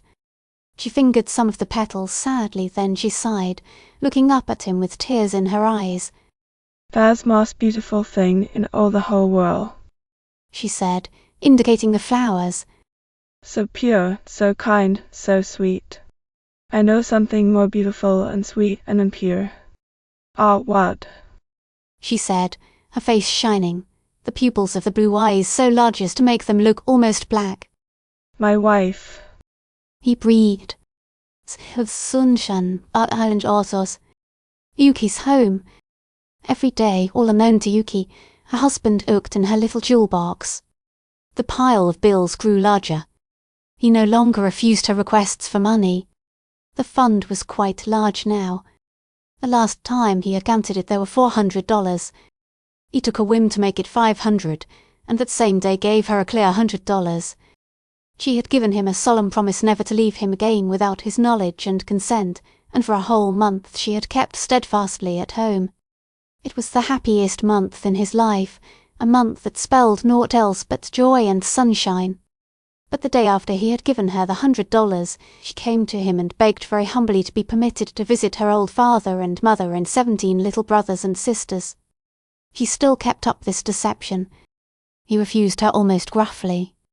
He had grown selfish and spoiled under her care. All the day, however, he watched her suspiciously, fearful lest she should slip away. And he was right. In the evening, when she had left him for a moment, he saw her leaving the house. He took his hat, and, keeping at a good distance from her, but never losing sight of her for a moment, he followed her. Twilight was falling. Softly, tenderly, the darkness swept away the exquisite rays of red and yellow that the departing sun had left behind, for it was crossing the waters, until, far in the distance, it dipped deep down as though swallowed up by the bay. Yuki was walking rapidly towards Tokyo. It was only a short distance, but nevertheless the thought of her little tender feet treading it alone, and at such an hour, unnerved her husband. Whatever her mission, where Mo, she belonged to him completely. She should never escape him now, he told himself. She seemed to know her way, and showed no hesitation or fear when once in Tokyo, but bid her steps quickly and with assurance, until finally they were before the great terminal station at Shimashi. They had now come a long distance. The girl looked tired, weary shadows were under her eyes, as she passed into the railway enclosure and bought a ticket for a town suburb a short distance from Tokyo. Her husband went to the window, inquired where the girl was going, and bought a ticket for the same place. Then began the long journey in the uncomfortable train, where there were no sleeping accommodations whatever. Yuki found a seat, and sat very quietly staring out at the flying darkness. After a time she put her head back against the seat and, despite the jolting of the train, fell asleep. Her husband was close to her now in the next seat, in fact. He could have touched her, as he so longed to do, but would not for fear of disturbing or frightening her. When they reached the little town, the banging of the doors, the blowing of whistles and shouts of the conductors awakened her. She came to life with a start, gathered her little belongings together, and left the train, her husband still following her. It was a refined and beautiful little town they had arrived at, apparently the home of the exclusive and cultivated Japanese. Its atmosphere was grateful and pleasing after the crowded city of Tokyo, with its endless labyrinth of narrow streets and grotesque signboards, and ceaseless noises. Yuki had not far to walk. Only a few steps from the little station, and then she was before one of those old-fashioned, pretentious palaces once affected by the nobles. There were signs of neglect about the house and gardens, which had fallen out of repair. No coolies or servants were in sight. At the garden gate Yuki paused a moment, leaning wearily against it, as she opened and passed through, up the garden walk, and disappeared into the shadows of the palace. Her husband stood for a long time as though rooted to the spot. Then very slowly he retraced his steps to the railway station, bought his ticket, and returned to Tokyo. He felt sure she would come back to him. And she did, hardly 2 days later. He was very gentle to her this time. There were no more questions asked, and she vouchsafed no explanation. But she came back to him strangely docile and submissive. All the old mockery and folly had vanished. She was angelic in her sweet tenderness and solicitude. But once he found her in tears. She protested they had come there because she had laughed so hard. Another time, when he offered her money, she refused passionately to accept it. It was the first time since she had lived with him. Thereafter she refused to take even the regular weekly allowance agreed upon. He looked in her little jewel box, and found the money all gone. Her docility and gentleness strengthened his confidence in her. He was sure she would never leave him again. He even told her of this belief, and she did not deny it. But her eyes were tearful. With boyish insistence he teased her. Tell me so that you will never leave me again. Never. She said, but the word slipped her lips as a question. Repeat it after me. He demanded. Say I shall never leave you again. Are you making fun at me? She protested, begging the question. But he still persisted, and made her repeat slowly after him, word by word, that she would remain with him till death should part them. One day he found her laboriously occupied at her small writing desk. Her little hand flew down the page, rapidly drawing the strange characters of her country's letters. What are you doing? You look as wise and solemn as a female Buddha. Yuki carefully blotted and covered her letter. She did not answer him. Instead she held up her little stained fingers, to show him the ink on them. He sat down beside her, kissing the tips of her fingers. To whom were you writing, fair sage? He said. To whom? My brother. Your brother. Oh, you have a brother, have you? And where is he? She still hesitated, and he watched her keenly. He live at Japan, she said, after a long moment. Japan is quite a big place, remarked her husband, suggestively. He is rather large quarters for one fellow, don't you think? Japan little bit country. She argued, trying to change the subject. America perhaps, great big place, big as half the whole world. Not quite, interposed her husband, smiling. Well, big's 1/4 of the world, anyhow, she declared. What Japan? Most little bit insignificant spot on all the beautiful maps. What part of Japan does your family live in? Little bit town 200 miles north of Tokyo. Indeed. She had spoken the truth, he knew. Why doesn't your brother come to see you? Now that he had commenced it, he stuck to his catechism doggedly. He don't know where I live, she said. Don't know. That's strange. Why doesn't he? I afraid tellin'. Afraid of what? Afraid he disowning me forever. Why should he do that? He was getting interested. He disliked wringing her secrets from her in this wise. He wanted her confidence unsolicited, but his curiosity had the better of him. Why should he disown you? He repeated. Because I'm Marilyn. She paused, somewhat piteously, holding one of his hands closely between her own small ones, and entreatingly pressing it as though begging him not to pursue his questions. Well? He said. Because you married. Oh. She finished. Oh. His ejaculation was rueful. Then he laughed, and squared his shoulders, and shook his finger at her. What's the matter with me? Am I not good enough? Too honorably good, she declared, humbly. Then why does your family object to receiving me into its bosom, eh? Because you just barbarian, she said, apologetically, and then swiftly tried to make amends. Barbarian most nice of all. Also I am little bit barbarian. I got them same barbarous eyes and ugly hair. Loveliest hair in the world. he said, stroking it fondly. But never mind, dearie. Don't look so distressed. It's not your fault, of course, that your people disapprove of me. They don't disapprove. She interrupted him, her distress deepening. They don't never seen you even. But I thought you said. I just guess. Tha's why I don't tell Thad brother. Meb he disprove you when he see you great big barbarian. Tha's better not tell unto him. But where does he think you are all the time?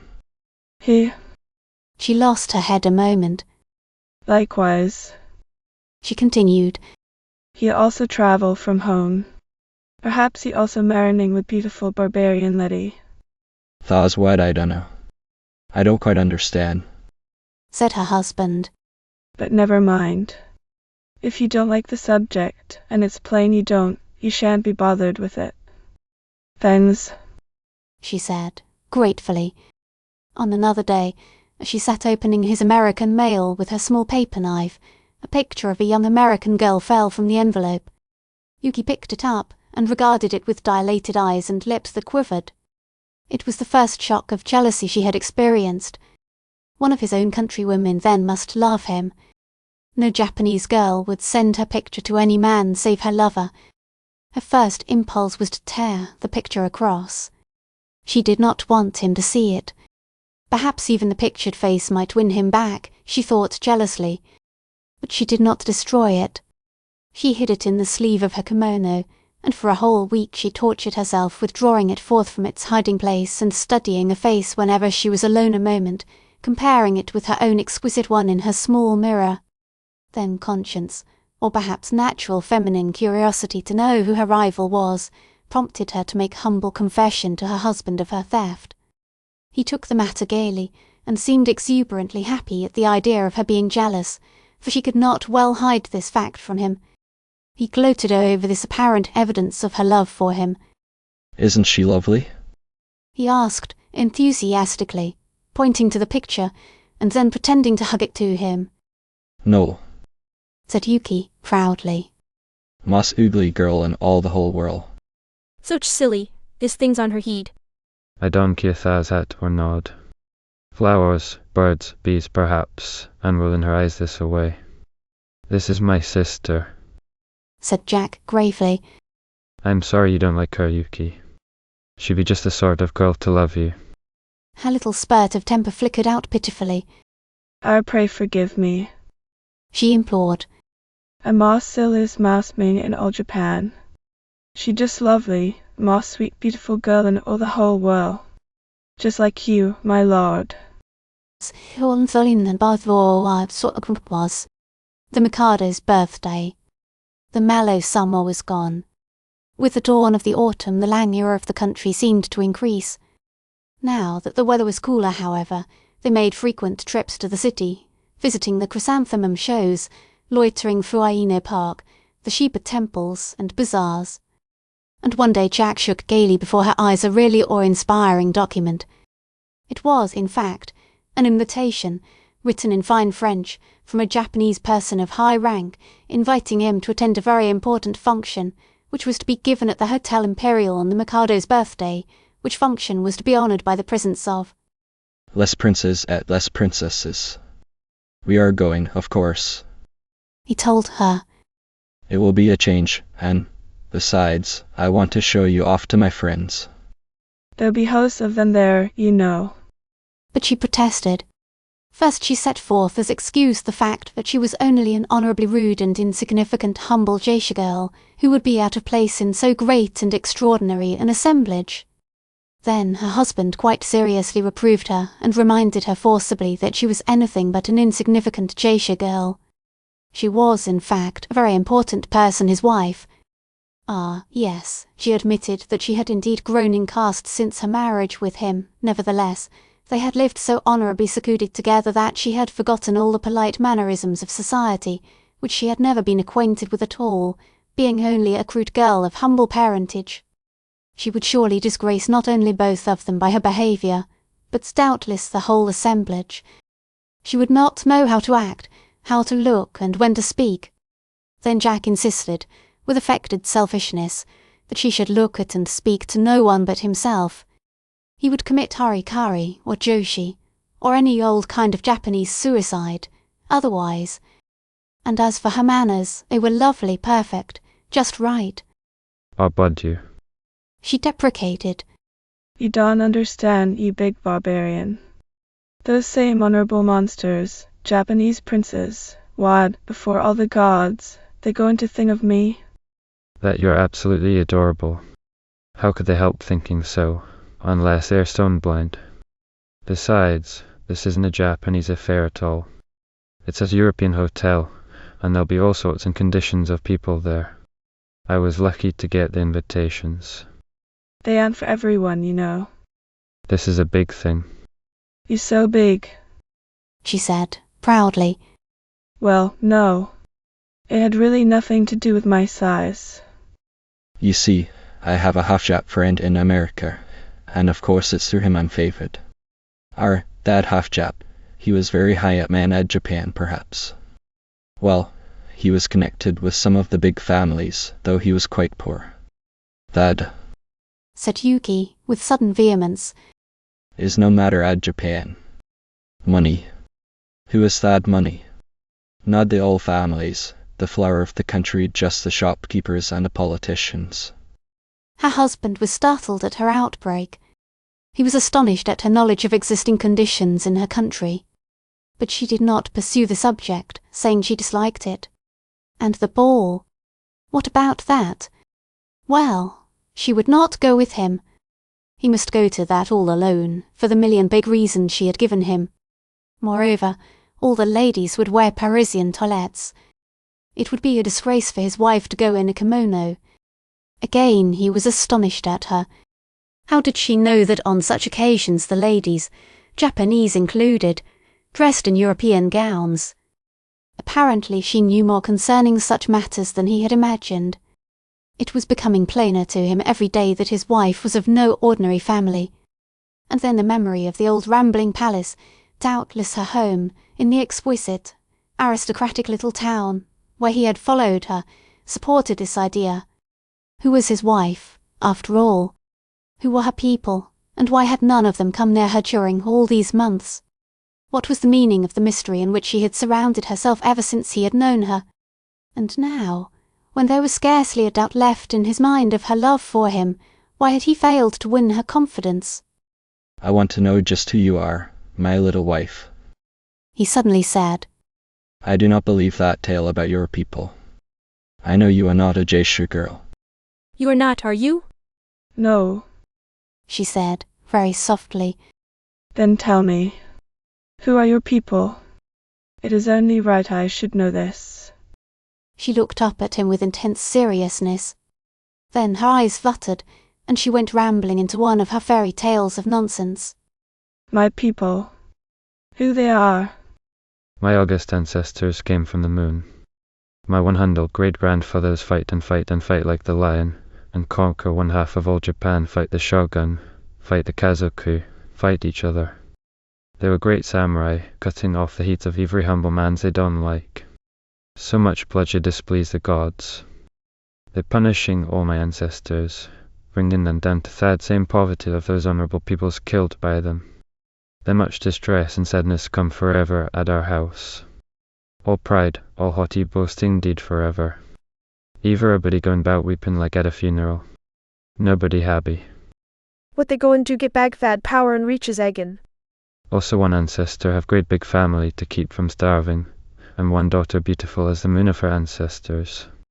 He weep more than all the rest of those ancestors, weep and weep till he go blind like an owl at daytime. Then the gods begin feel sorry. One of them most sorry of all. He also is descendant of the sun. Well, that sun god he calming down at Japan, make big rattle and noise, and marrying with that same beautifulest daughter of that old blind ancestor. That sun god my father. Me. And the half-man half-son offspring. She had promised to accompany him, at all events, to see the review from the American legation tent, but at the last moment she backed out. She had seen it many times before, she declared. She was tired of it. At first he swore he would not go without her. Why, Sure. he declared, would be nothing to him without her to seated with him. Half the pleasure, nay, all of it would be gone. He was really keenly disappointed, but she coaxed and wheedled and petted around him till, before he knew that he was aggrieved at her backsliding, he was well on his way.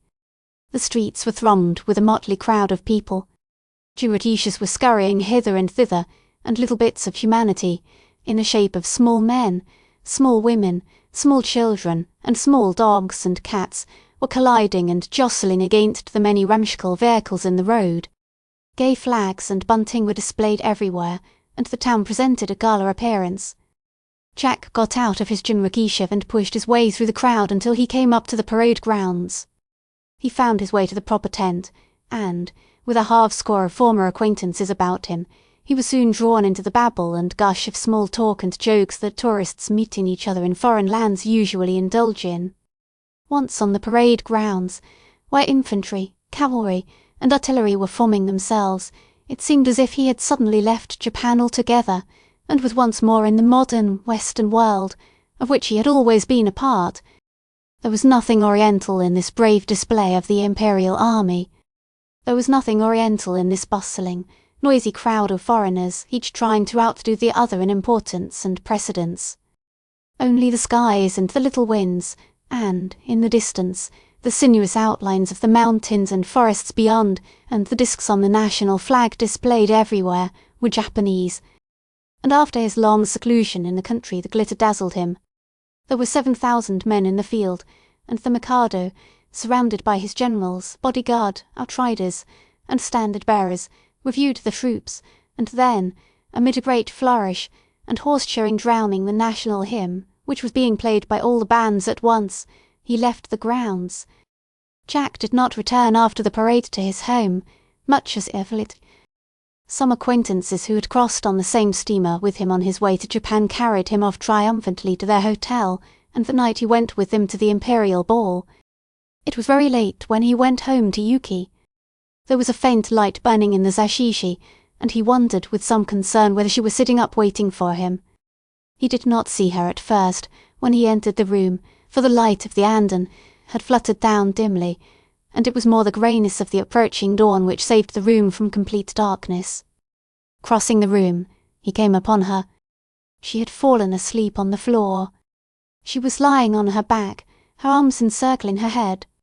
He was suddenly struck with her extreme youth. She seemed little more than a tired child, who had grown weary and had fallen asleep among her toys, for beside her on a tiny foot-high table was the little supper she had prepared for him, and which was now quite cold. On the other side of her were her tiny drum and samisen, with which she had been attempting doubtless to pass the evening by pulling from the strings some of that weird music he knew so well now. For a long time her husband looked at her, and a feeling of intense isolation about her came over and suddenly possessed him. Why had he never been able to bridge that strange distance which lay like a pall between them, the feeling always, as she was not wholly his own, that she had been but a guest within his house, a tiny wild bird that he had caught in some strange way and Cage had caught, though she had come to him, as it were, for protection. Just as, when a boy, he remembered how a robin had beaten at his shutters, and he had saved it from an enemy, and afterwards how he had caged it, and how it had pined for its freedom. The thought that he might yet lose Yuki caused him such anguish of mind it almost stunned him. He knelt down beside her, and drew her up in his arms, and then, as gently as a mother would have done, he carried her up the queer spiral stairway which led to their little upstairs room. The next day she questioned him anxiously. Were there many ladies more beautiful than she at the ball? And he enjoyed himself largely with them, and how could he live away hereafter from such mirth and gaiety? Why had he come back to little, insignificant her? And he told her that never in all his life before had he longed so ardently for anyone as he had for her, that previous night. That the day had been endless, the noise and show, the brassy merriment and cheer, were abhorrent to him, for she had not been there to rob it of its vulgarity with the charm of her sweet presence. That he had been rude in his effort to escape it, and bullied the jinrikisha men because they had seemed to creep, and that happiness and peace had only come back to him again, when he had crossed his own threshold and had taken her in his arms. Still the wistful distress in her misty eyes was only in part dispelled. Last night, She said, I broke my little jade bracelet. It is a bad omen. I will buy you a dozen new ones. he said. 1,000,000 dozens cannot mend just that little one. She returned, sadly, shaking her head. It is a bad omen. Meb, a warning from the gods. Of what did they warn her? That she could not say, but she had heard that such an accident usually preceded the sorrows of love. Perhaps he would soon pass away from her, and, like the ghost of the fisher boy Urashima, who had left his fairy bride to return to his people, he too would pass out of her life, back into that from which he had come. So law. A bad omen. It was late in November. The parks were dropping their autumn glories and taking on the browner hues and hints of hoar-frost, black and white vestments, the sackcloth and ashes of winter. The recessional of the birds was dying away into silence.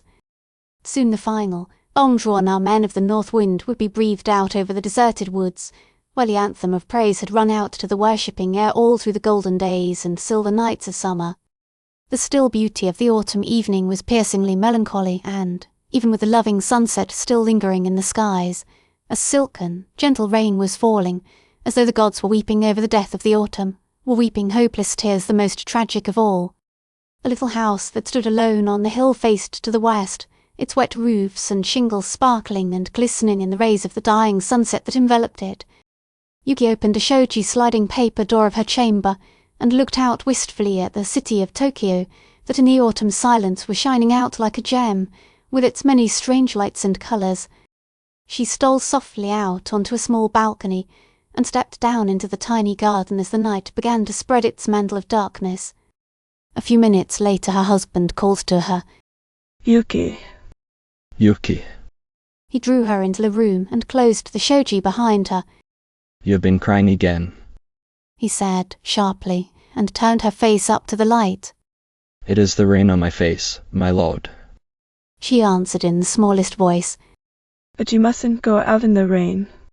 You're quite wet, dear. Such a little, gentle rain. She said. It will not hurt just me. I loochen Ivaru about for a little bit, poor Nightingale. Gone. Perhaps deed. Everything dies, bird. Flowers, meb me. He put his hand over her mouth with a hurt exclamation. Don't. He only said. The maid brought in their supper on a tray, but before she could set it down Yuki had impetuously crossed the room and taken it from her hands. Go, go, honourable maid. She said. I will with my own hands attend my lord's honourable appetite. She knelt at his feet, geisha fashion, holding the tray and waiting for him to eat, but he took it from her gravely and put it on the small table beside them, and then silently, tenderly, he took her small hands in his. What is troubling you, Yuki? You must tell me. You're hiding something from me. What has become of my little mockingbird? I cannot live without it. You also lost little bird? She queried, softly. Just slide unto my same little nightingale. I have lost, I am losing you. He said, suddenly, with a burst of anguish. I cannot make you out these last few weeks. What has come over you? I miss your laughing and your singing. You're always sad now, your eyes are. I cannot bear it. His voice went suddenly anxious. Tell me, do you need some more money, Yuki? You know you can have all you want. She sprang to her feet fiercely. No, no, no, no. She cried. Never any more for all my life long, dear my lord. Then why? I pray don't ask why. But why? Then listen unto me. I not any longer thad little bit geisha girl you marry, ing with. I change grade big moch. Now you see me. I am one woman. Meb like woman 100 years old, why sad I change. Yes. He said. You are changed. You're my Undine, and I have found your soul at last. One oppressive afternoon, when a nagging, bleating wind outdoors had prevented their going on their customary ramble through the woods or on a little trip to the city, Jack had fallen asleep. Long before he had awakened he had felt her warm, soothing presence near him, but with the pleasure it afforded him was mingled a premonition of disaster and a dread of something unhappy about her. He awoke to find her standing by him, her face white and drawn with a despair he could not comprehend. What is it? He started up fearfully. Your eyes are tragic. You look as if you were contemplating something frightful. She sank down to his feet and, despite his protests, knelt and clung to him there, sobbing with passionate abandon. Don't. I can't bear you to do that. What is it, Yuki? Oh, for a little while, just a little bit while, bear with me. She said. Little while. What do you mean? He demanded. She tried to regain her composure. Her laughter was piteous. I only little bit scared. She said. She stammered. I scared 'bout that little foolish jade bracelet, all smashed and broken. Is that all? It is such a bad omen. The gods trying to separate us, Meb. Separate us. His suspicions were growing. How can they do that? It lies between you and me. Such a fate. The gods are, you are talking nonsense. The gods see inside. She said. Inside what? Our hearts. Her voice was barely above a whisper. And what can they find there to distress you? He asked, almost fiercely. She was hurting him with her failure to confide in him. The bracelet. She began. It is broken, and love, too, must die and break. From that day her melancholy grew rather than diminished.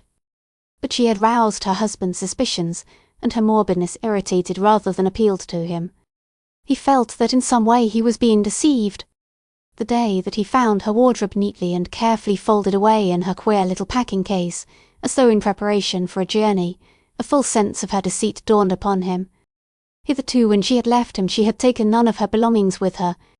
He perceived it was now her intention to desert him utterly. He had served her purpose, apparently, and she was through with him. His wrath burst its bounds. He had not known the capabilities of his angry passion. He tore the silken garments from the box with the fierce madness of one demented, then he pushed her into the room and showed her where they lay scattered. The meaning of this? He demanded, white to the lips with the intensity of his passion. She remained mute. She did not even trouble to mock or laugh at him, nor would she weep. She seemed dazed and bewildered, and he, infuriated against her, said things which rankled in his conscience for years afterwards. Does a promise mean nothing to you, a promise an oath itself? Were you parrot-like, merely echoing my words when you swore to stay by me until... His voice broke. Death. Still she made him no denial, and her silence maddened him, and drove him on with his bitter arraignment. What your object has been I fail to see, but you cannot deny that you have laid yourself out, have used every effort, every art and wile, of which you are mistress, to make me believe in you. And I like a blind, deluded fool Yuki, there is something wrong, some hideous mistake somewhere. You have some secret, some trouble. Be frank with me. Can't you understand how I am suffering? She roused herself with an effort, but her words were pitifully conventional. She apologized for the trouble and noise she had brought into his house. You have not answered me, he cried. What was your intention? Did you intend to leave me? You shall answer me that. It was better so, she said, and her voice fainted. She could speak no further. Then such was your intention. He could hardly believe her words. The Nightingale.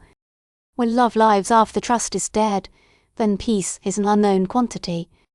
A constraint that was baffling in its intense hopelessness now hedged up between these two. Yuki grew thin and wistful. Her whole attitude became one of pitiful attempted conciliation and humility, which with bitter suspicion her husband took to be confusion and guilt. Had she even affected somewhat of her old light-heartedness and attempted to win his forgiveness by her old audacious wiles, her husband would have forgotten and forgiven everything, glad of an excuse to renew the old close comradeship with her. But she made no such attempt. She had acquired a peculiar fear of her husband and unconsciously shrank from him, as though dreading to bring down on herself his further displeasure.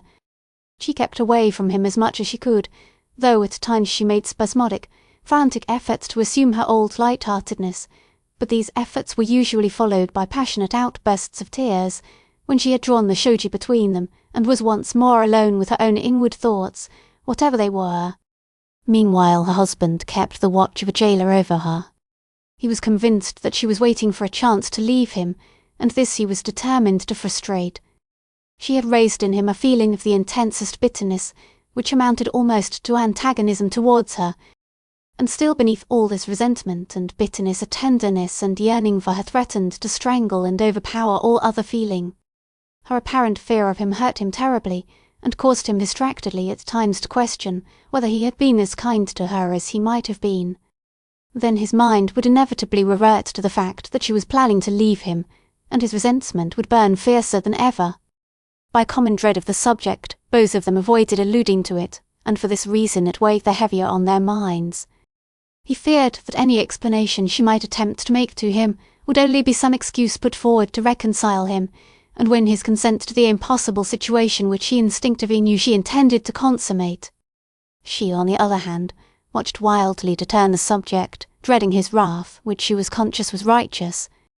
To add to the gloom of their strained relations, a season of drizzly wet, with a set-in, which confined them to the house, and moreover Yuki was grieving and pining over the loss of a favourite nightingale that had made its home in the tall bamboo out in the midnight garden of their little home.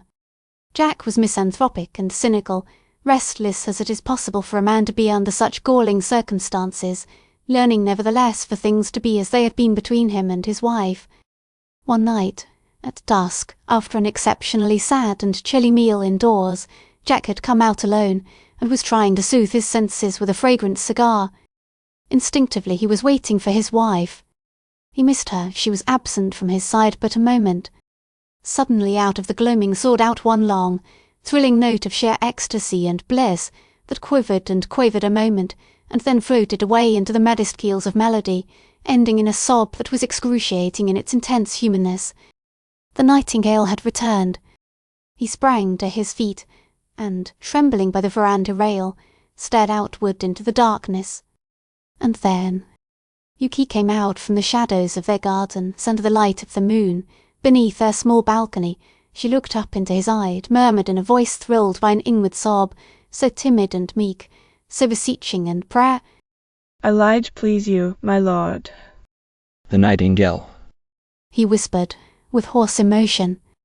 Did you hear it? It has returned. Nay, my lord, tha's just me. Just a little echo.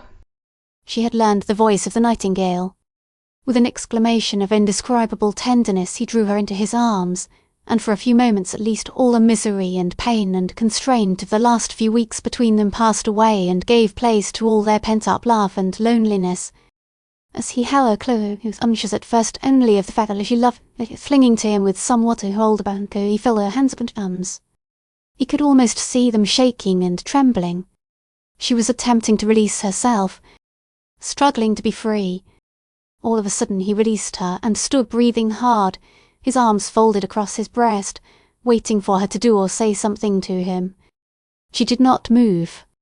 She stood before him, with her head down, and then her blue eyes lifted, and timidly, appealingly, they beseeched his own. She started to speak, stammered only a few incoherent words, and then, with a half-sob, she unsteadily crossed the room and left him alone. 2 days later, upon their household gloom came word from Taro Burton, announcing that he had arrived in Tokyo. Jack rushed off to meet him, telling Yuki he expected an old friend, and would bring him home that evening. As Taro Burton. It may be that Jack Bigelow first awoke to the fact that for months he had been literally living in a dream world when he saw his old college chum, Taro Burton, the same dear, old, grave Taro. He rushed up to him in the old boyish fashion, wringing his hands with unaffected delight. The past dream months rolled for the moment from his memory, and Jack was once again the happy, up-to-date American boy. Taro had been delayed in America, he now told the other frankly, on account of the failure of his people to send him passage money until about a month ago. He had a few hardships to recount and some messages to deliver from mutual friends, and then he wanted to know all about Jack.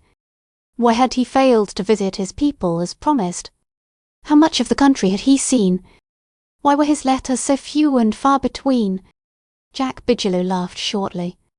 "Burton, old man," he said. I've been dead to everything in Japan and the world. In fact, save one entrancing subject. This. The other was curious. And that is? "My wife. Your wife." Taro stopped short. They were crossing the main street of Tokyo on foot. "Yes," said the other, laughing boyishly, all his resentment against the girl lost and forgiven for the time being. "And so you did it after all?" said the other, with slow, bitter emphasis. His friend, then, was little different from other foreigners who marry only to desert. Did what? Got a wife. Got a wife. Why, man, she came to me. She's a witch, the sun goddess herself. She's had me under her spell all these months. She has hypnotized me. "And still has you under her spell. I'm wider awake today." said Jack, soberly. "And soon," said Taro. "you will be still wider awake, and then it will be time for her to awaken." "No," said Jack, sharply, with bitter memory. "she has no heart whatever." She likes to pretend, that is all. How do you mean? Simply that we've both been pretending and acting to myself, she to me, she trying to make me believe it was all real to her. At any rate, these last 2 months I trying to delude myself into believing in her, which was more than my conceit was good for, after all. Just when I was sure of her, I accidentally discovered that she was preparing to desert me altogether.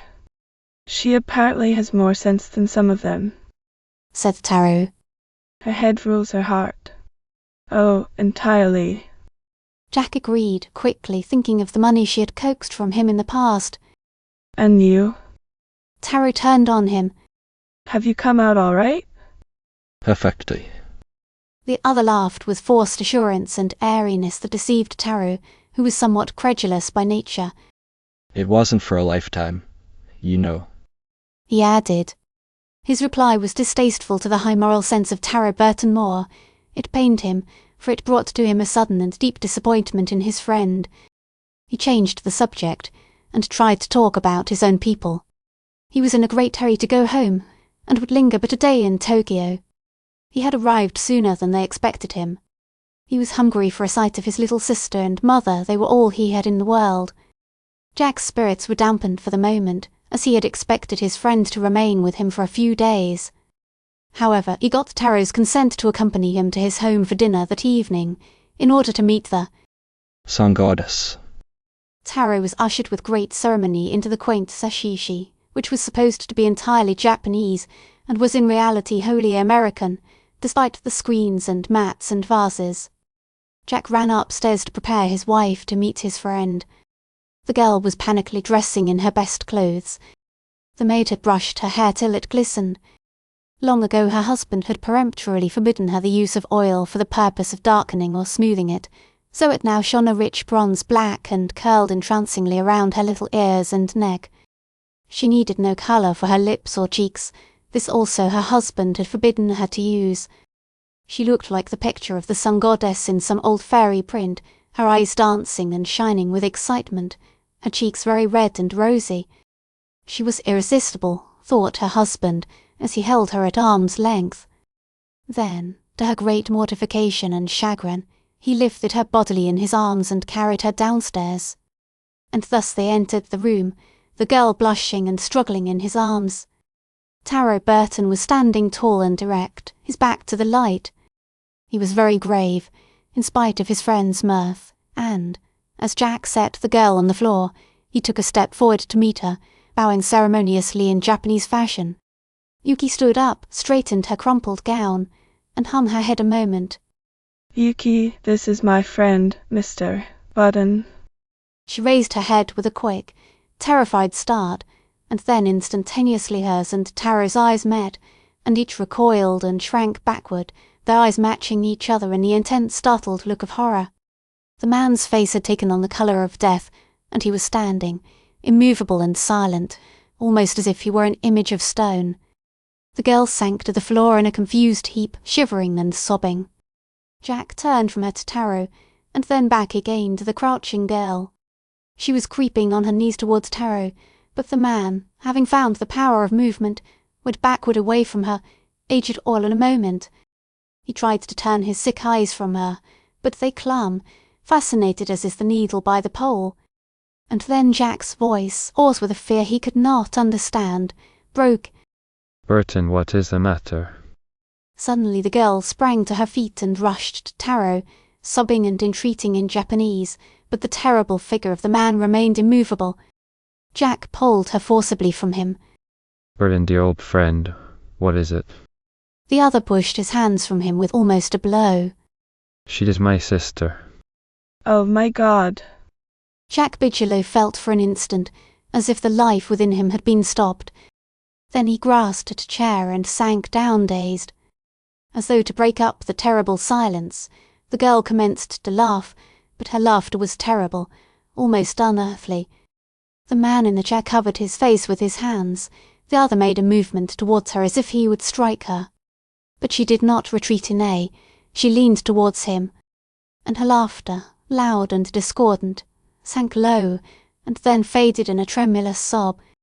She put out her little speaking, beseeching hands, and Sayonara, she whispered softly.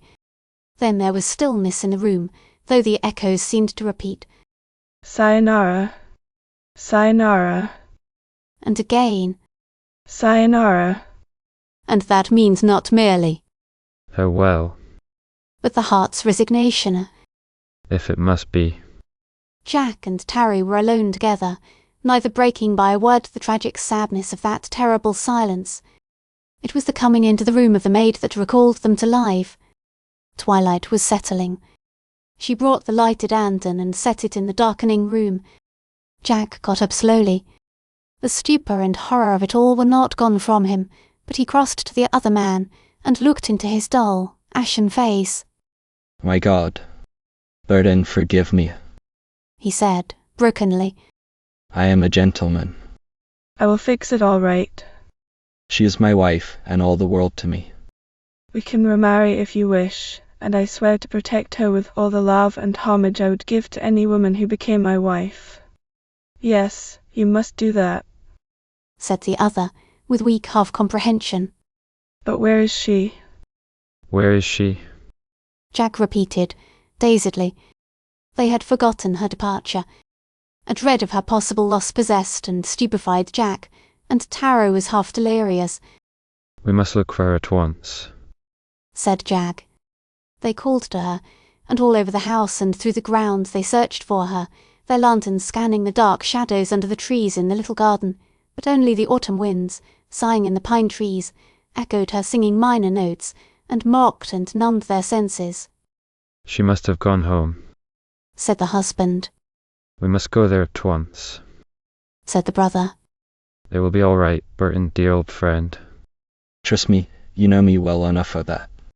Taro paused, and turned on him burning eyes, in which friendliness had been replaced by a look that spoke of stern and awful judgment. Otherwise, he began, but paused. He went on in a cold, hard voice. I was going to say, I will kill you. In which two men learn of a sister's sacrifice. Jack Bigelow's usually sunny face was bleached to the ashiness of fear and despair. He was so nervous that he could not keep still a moment at a time, but would get up and pace the length of the car, only to return and look with eyes that attested the heartache within at the other man, silent and grim. Taro seemed the calmer, but well the younger man knew that beneath that subdued exterior slumbered a fire that needed but a breath to be turned into avenging fury. At last they reached their destination, a little town once again. But this night Jack was not alone. There was no star or moon overhead to lighten their pathway. A dull, drizzly, sleety rain was falling. In silence they left the car, in silence plodded through the mud of the road and the damp grass of the field beyond. The little garden gate creaked on its hinges as they went through. They saw the dim outlines of the old palace before them, with its wide balconies and sloping roofs. Halfway up the garden was the family pond freshened by a hidden spring, and the little winding brook which wound hither and thither showed how it emptied into the bay beyond. There was even a tiny boat moored on a toy-like island in the centre of the pond. For the first time Taro Burton paused and looked with dreadful eyes at its dull surface, which even the darkness of the night and the miserable rain could not obliterate entirely. What were the memories that crowded back on him, suffocating him? Here it was that he and Yuki had grown up together.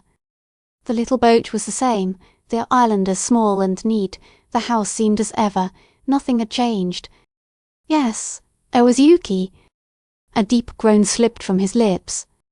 There was a difference of 7 years in their ages, but a stronger bond of sympathy and comradeship had existed between these two than is usual between brother and sister. Their nationality had to a large extent isolated them from other children, for the Japanese children had laughed at their hair and eyes, and called them Christians. Until he was 7 years of age, Taro had manfully, though bitterly, fought his battles alone. He had been a queer, brooding little lad of passionate and violent temper, and, apparently, scorning any overtures of friendship from any one outside his own household. When the little sister had come, the boy had gone suddenly wild with joy, and had proceeded to bestow upon her the same worshipful love his mother gave exclusively to him, for Snowflake had been born when their English father lay at the gates of death, her tiny soul fluttering into life just as that of her father drifted outward into eternity, so that to Amatsu, a mother who was passionately absorbed in her grief, her arrival had been a source of irritation. But Taro had carried her to the family temple, and had, himself, named her Snowflake. Yuki, for she had come at a time when all the land was covered with whiteness. There had been a frost and even a snowfall, which is rare in that part of the country. Moreover, she resembled a snowflake, so soft and white and pure. How was it possible for him, after all these years, to come, as he now had come, once more to this place of which he had always been a part, and with which he had always been lovingly associated in his mind, and not be filled with emotions that rent his heart? She had been his inspiration and all the world to him. He remembered how they would drift around in their tiny boat, and she, little autocrat, would perch before him, her eyes dancing and shining, while he told her the story of the fisher boy Urashima and his bride, the daughter of the Dragon King. And when he would finish, for the 100th time perhaps, she would say, "See, Taro-sama, I am the princess, and you the fisher boy. We are sailing, sailing, sailing on the sea where summer never dies." And he, to please her fancy, drifted on and on with her, around and around the little pond, until the sun began to sink in the west and the little mother would call them indoors. Now the monotonous drip, drip, drip of the raindrops as they plashed from the weeping willow trees that surrounded the tiny lake fell upon its dull surface with mournful sound. Taro groaned again. When he had knocked loudly, a man came shuffling round from the rear of the house, and, in reply to his inquiry for Madame Amatsu, informed him gruffly that she had retired. It did not matter. He must awaken her. Taro, who had found voice, told him with such insistence that the servant fled ignominiously to obey him. They waited for some time, out in the melancholy night. There was no sound from within the house. Taro hammered on the door once more. Then a faint light appeared from a window close by the door, and the man's head showed again. He begged their honourable patience. He would open in a fraction of a second. He was very humble and servile now, and, as he admitted them, backed before them, bowing and bobbing at every step, for his mistress's entire household had been taught to treat foreigners with the greatest deference and respect. "Go to your mistress," said Taro briefly, "and tell her that her son desires to see her at once." There was immediately a fluttering at the other side of the shoji. Taro saw an eye withdraw from a hole. There were a few minutes of silence, and then the shoji parted and a woman entered the room. Her mother-love must have prompted her to rush into the arms of her son, for she had not seen him in 5 years, but, whatever her emotions, she skilfully concealed them, for the paltry reason that her son was accompanied by a stranger, an honourable foreign friend, and it behoved her to affect the finest manners. Consequently, she prostrated herself gracefully, bowing and bowing, until Taro strode rapidly over to her and lifted her to her feet. She was quite pretty and very gentle and graceful. Her face, oval in contour, was smooth and unwrinkled as a girl's, for Japanese women age slowly. It was hard to believe she was the mother of the tall man now holding her at arm's length and looking down at her with such deep, questioning eyes. Where is my sister, Yuki? He demanded, hoarsely. Yuki. Madame Omatsu smiled with saintly confidence. She had retired. Would they pray wait till morning? Ah, how was her honourable son, her august offspring? She began fondling her boy now, stroking his face, standing on tiptoe to kiss it, ecstatically smoothing and caressing his hands, feeling his strange clothes, and laughing joyously at their likeness to those of her dead husband's. But the dark shadow on Taro's face was deepening, nor would he return or submit to his mother's caresses till his fears regarding his sister were stilled. Send for her, he said, briefly, and she knew he would not be gainsaid. Send for her. Ah, Madame Omatsu begged her noble son's pardon 10,000,000 times, but she had made a great mistake. His sister had, of course, retired, but it was not within their augustly miserable and honourably unworthy domicile. She had gone out on a visit to some friends. Taro undid the clinging hands and pushed her from him, his brooding eyes glaring. Where? Where? Why, it was only a short distance, perhaps 2 rice fields' lengths from their house. The house. The people's name? Madame Omatsu whitened a trifle. Her eyes narrowed, her lips quivered. She tried once more frantically to prevaricate. The people's name. She could not quite recall, but the next day surely. R.H., said her son, with delirious brutality. You're deceiving me, lying to me. I demand to know where she is. I am her rightful guardian. I must see her at once. Madame Omatsu protested with faint vehemence, but she did not weep. She even essayed a little laugh that reminded Jack eerily of Yuki. In the dimly lighted room she looked strangely like her daughter, save that she was much smaller and quite thin and frail, whereas Yuki was rosy and healthy. Taro was speaking to her in Japanese, in a sharp, cool voice, and she was answering gently, meekly, humbly, consolingly. Jack felt sorry for her. Suddenly Taro threw her hands from him, with a gesture of sheer despair and exhausted patience. I can learn nothing from her, nothing, he said in English. Then he turned on her again. Listen, he said, and you are my mother, and as such I honor you, but you must not deceive me. I know all know that my sister was married to an American, know how she was married, if you call such marriage. They do not consider it so, as you must know. What do you know of this, my mother? It could not have happened without your knowledge. The mother broke down at last. All was indeed lost if he knew that much. She sank in a heap at his feet, and again the other man was reminded of her daughter. Taro raised her, not ungently, curbing his emotions. Pray speak to me the truth. He implored.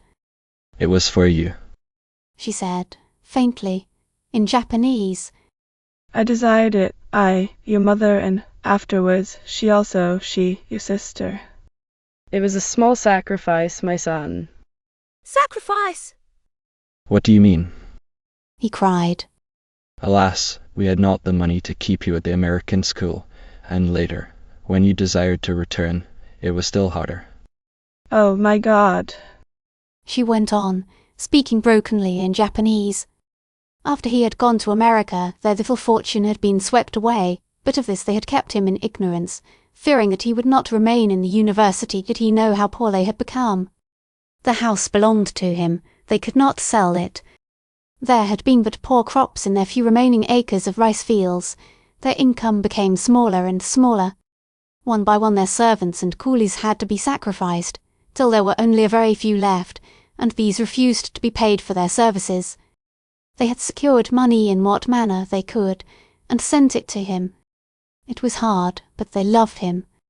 Then Yuki, unknown to her mother, had gone up to Tokyo each day and learned the arts of the geisha. Later she invented dances and songs of her own, and soon she was able to command a good price at one of the chief tea gardens in Tokyo.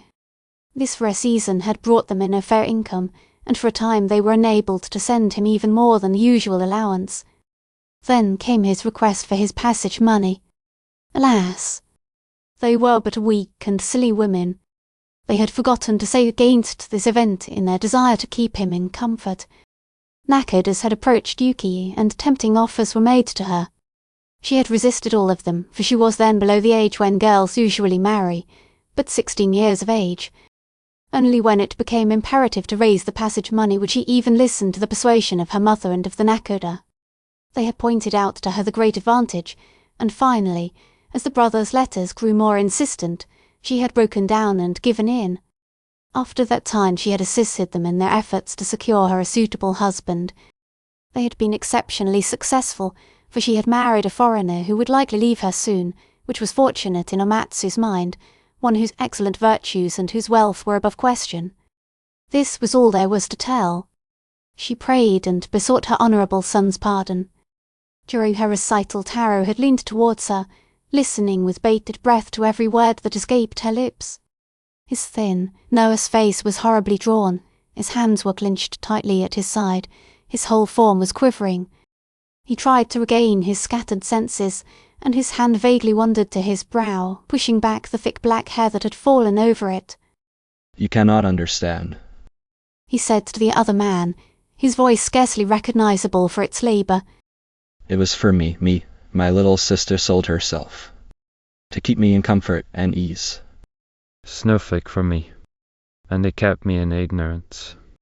I did not even dream they were in straitened circumstances. Oh, had I not willing hands and an eager heart to work, to slave for them? Why should the whole burden have fallen on her, my little, frail sister? But it has always been so. There is no such thing as justice in this land for the woman. Jack heard him raving, understood, and bowed his head in impotent sorrow. Has your mother given you any information of her whereabouts? He suddenly broke in. Taro had forgotten that they were seeking her. His mother's story had held all his attention. The horror aroused by that recital of devotion, the thought of the months of her sweet life which she had sacrificed for him, and then how he had repulsed her, pressed on his poor numbed senses. But Jack's inquiry recalled him. 1,000 dark surmises regarding her overwhelmed him. Yes, where is she? He asked huskily. She had been with her husband some days now. Madame Omatsu expected her home soon, and this time she would never again return to him. Taro's eyes were inflamed. And she has not returned? She should be here now. It is plain to be seen what has happened. She may be taking her life at this moment. It is what a Japanese girl would do. She had the blood of heroes in her veins. She would not falter. All of a sudden he turned upon his friend. Then the full agony caused by his sister's disappearance and her great sacrifice descended upon him, and he tottered. Before Jack could stay him, he swayed forward and, as he fell, struck his forehead upon the corner of a heavy chair that had been his father's. When Jack raised the head of the unconscious man, he found blood flowing from a wide cut over the left eye. There were hurrying feet throughout the house, terrified whispers, and sobs, and, above all, a mother's voice raised in terrible anguish.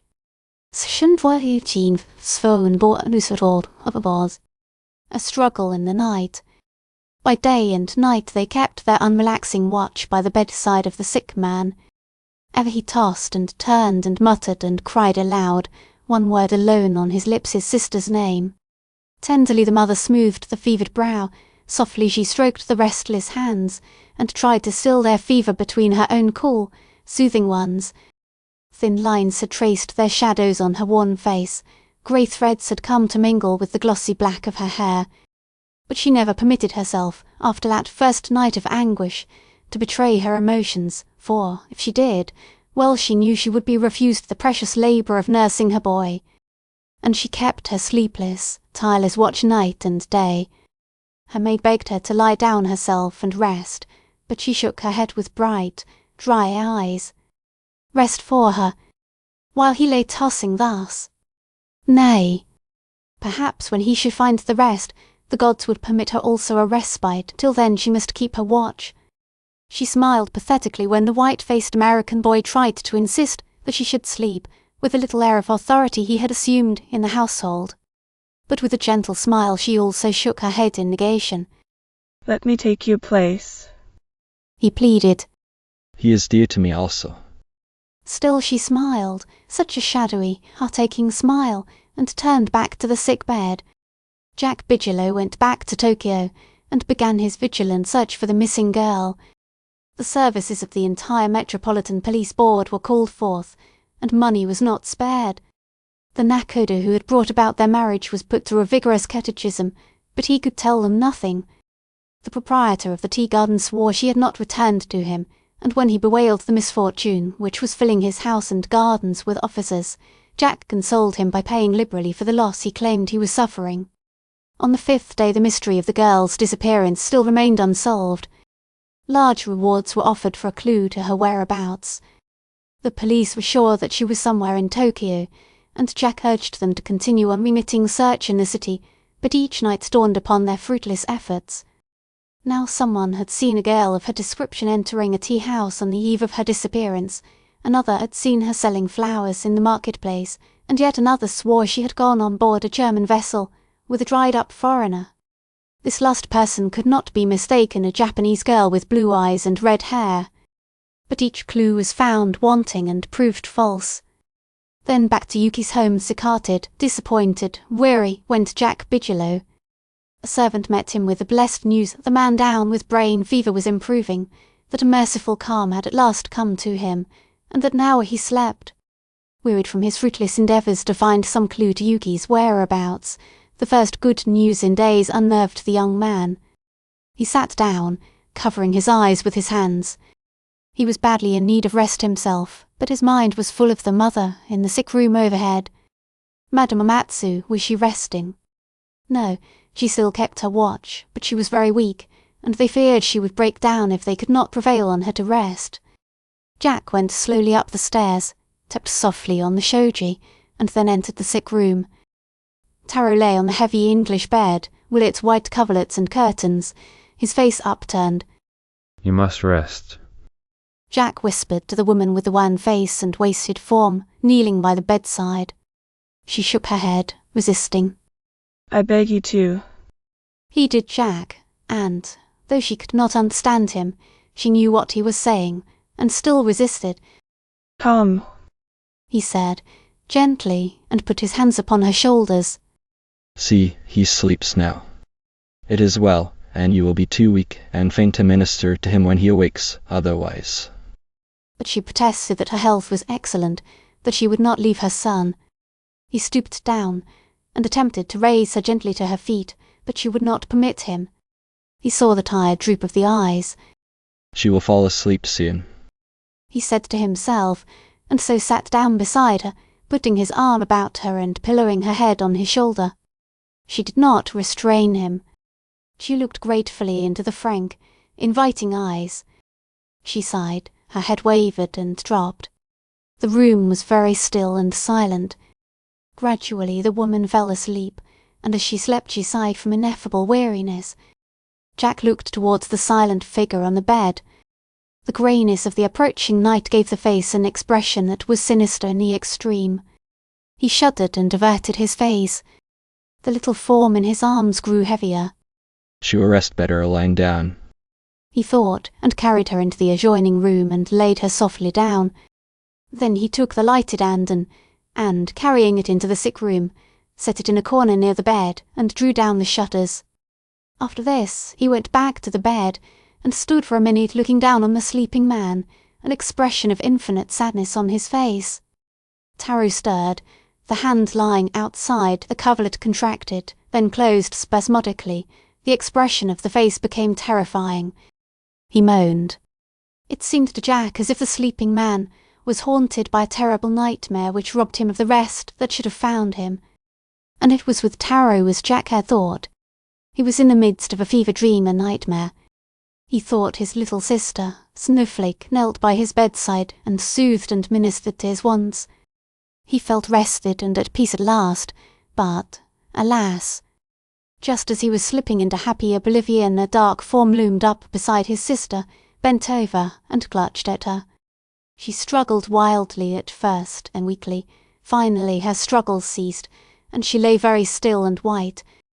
The man lifted her up and carried her away.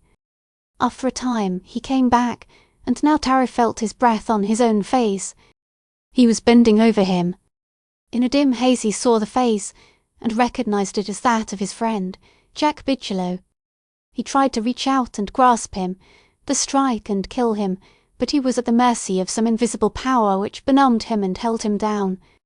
His limbs refused to move, with unable to lift so high as a finger, and all the time the man's breath was on his stealing into his nostrils and suffocating. Jack noted the gasping of his friend with alarm, and stooped over for the purpose of removing the pillow to give him relief. But, at the touch of his hand, as he attempted to raise the head on the pillow, the life-blood started vividly, madly, through the man on the bed, and suddenly he had sprung into wild life. Jack saw the terrible gleam of two delirious eyes, and stood magnetized. With lightning fury the raving man had thrown aside the bedclothes, sprung from the bed, and thrown himself on the other with such force that the two came to the ground together, a madman on top. I have you now, traitor, betrayer, he said, as his hands felt Jack's warm throat. Jack had been taken so by surprise that he was dazed in the first moment, and in the next realized that he was powerless to defend himself.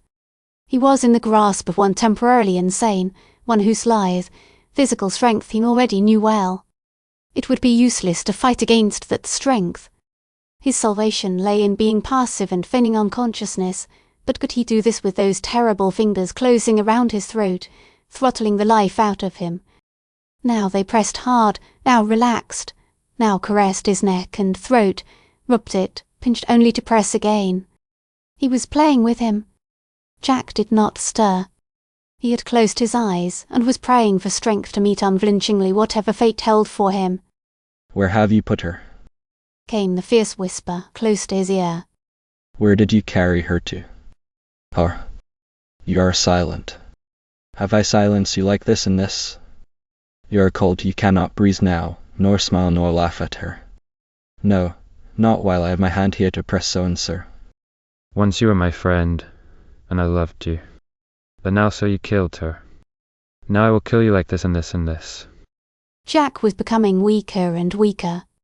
The white-shrouded figure sitting on him leaned forward, staring dreadfully, but his victim saw nothing, heard nothing. Suddenly it seemed as if another had sprung upon him and was beating his life out. He dimly heard a woman's cries, and, intermingled, a terrible laughter. Then life and consciousness seemed to depart, and he knew no more. When he regained consciousness, he found himself on a bed. A woman was leaning over him, bathing his head, smoothing and caressing it, a woman with an angelic face, so like Yuki's when she had nursed him during a brief illness that in his weakness he fainted at the mere dream of her sweet presence. But it was not Yuki, it was the mother. She had been awakened by the talking and cries in the sick room, and, rushed into the door, had looked in on the terrible scene. Japanese women have little or no fear of physical disaster for themselves. She raised a fearful cry to arouse the household, then flung herself on the two men, and with her puny strength sought to divide them. At first her son laughed and resisted her, but when her white face flashed before him his grip grew weak, and he staggered back, dazed by the rush of returning reason. He, too, had taken her for the ghost of his lost sister. The alarmed household had flocked into the room. Gently they prevailed on him to return once more to the bed, as weak as a child now. Jack was not seriously hurt. In his shattered, nervous condition, however, the shock had temporarily unhinged him, and for several days he lay in bed, waited on and attended by the gentle Amatsu, who went like a sweet, soothing spirit back and forth between the two rooms, who called him son, and was to him as if she were indeed his mother, till she could not approach him, but he kissed her hands and blessed her from his heart. The vow. The happy sadness of the brown autumn had faded in a yellow gleam of light. December had entered the land with a little drift of frost and snow which had surprised the country, for December is not usually a cold month in Japan. Its advent shook the little housewives into action and life. New mats of rice straw were being laid, and every nook and corner dusted with fresh bamboo brooms and dusters, for the Japanese begin to prepare a month in advance for the New Year season, and all the country seems to wake into active life and present a holiday appearance. But the old palace, where dwelt the Burton family, kept its garment of perpetual gloom, and stood out in mocking contrast to the neighbouring houses. No window was thrown open, no door turned in to air the place and give it the sunshine of the coming New Year. Thick as the dust that had gathered about its unkept rooms, the shadow of death pervaded the place. Vast shadows, mysterious and oppressive, crept in, enshrouding it with their ghostly presence. From afar off the drone of a curfew bell was heard, its slow, mournful cadence seeming to drift into a dirge. Outside the early winds of winter were wailing a requiem, and all the spirits of the air floated about and beat against the sombre palace.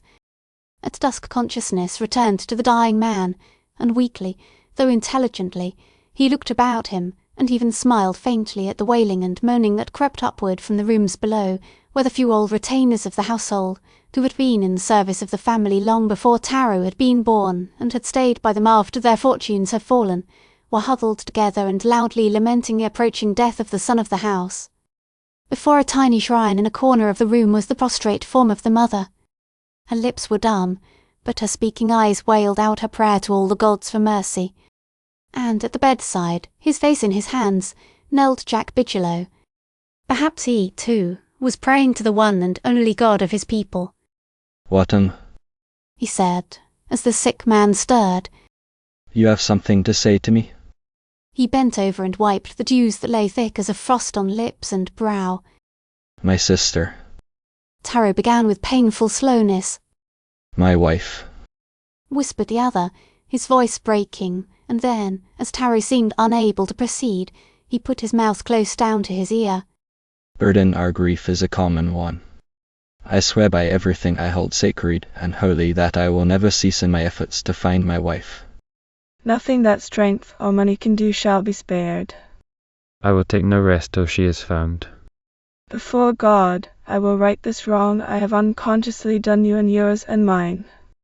Taro's eyes, wide and bright, fixed Jack steadfastly. His long, thin hand stirred and quivered, and attempted to raise itself. Without a word Jack took it in his own. He had understood that mute effort to mean belief and confidence in him. And, kneeling there in the melancholy dusk, he held Taro's hand between his own until it was stiff and cold. Whither had the soul of the Eurasian drifted? Out and along the interminable and winding journey to the Meido of his maternal ancestors, or to give an account of itself to the great man-god three-in-one creator of his father. The mother crept from the shrine with stealing step, her white face like a mask of death, her small, frail hands outstretched, like those of one gone blind. A consciousness of her eerie approach thrilled Jack Bigelow. He dropped Taro's hand and turned towards her, standing before and hiding the sight of the dead from her. In the dim shadows of the deepening twilight she looked as frail and ethereal as a wraith, for she had clothed herself in all the vestal garments of the dead.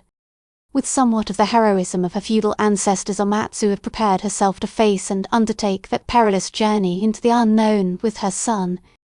In the pitiful tangled reasoning that had wrestled in the bosom of this Japanese woman, always there had disturbed the beauty of such a sacrifice the doubt as to whether the gods would indeed receive her with this son of hers, who had dedicated his soul to an alien and strange god. But she had prepared herself to risk the consequences, and now she stood there swaying and tottering in all her ghastly attire, while opposite to her stood the tall, fair-haired foreigner with the pitying grey eyes of her own dead lord. She essayed to speak, but her voice was barely above a parched whisper. "Anada?" "Thou." It was a gentle word, spoken as a question, as though she would ask him, "Condescend to speak your honourable desire with me." "Mother." He only said. "Dear mother." At Taro's funeral Jack Bigelow made the acquaintance of his wife's family. He had not imagined it possible for anyone to have so many relatives. They came from all parts of the country, distant and close cousins and uncles and aunts, and even an old grandfather and grandmother, the former very decrepit and quite blind. And they all lined up in order, and wept real or artificial tears and muttered prayers for the soul of the dead boy. A few of them were rich and important men of high rank in Japan. Some of them were suave and courteous, coming merely for form's sake and for the honour of the family.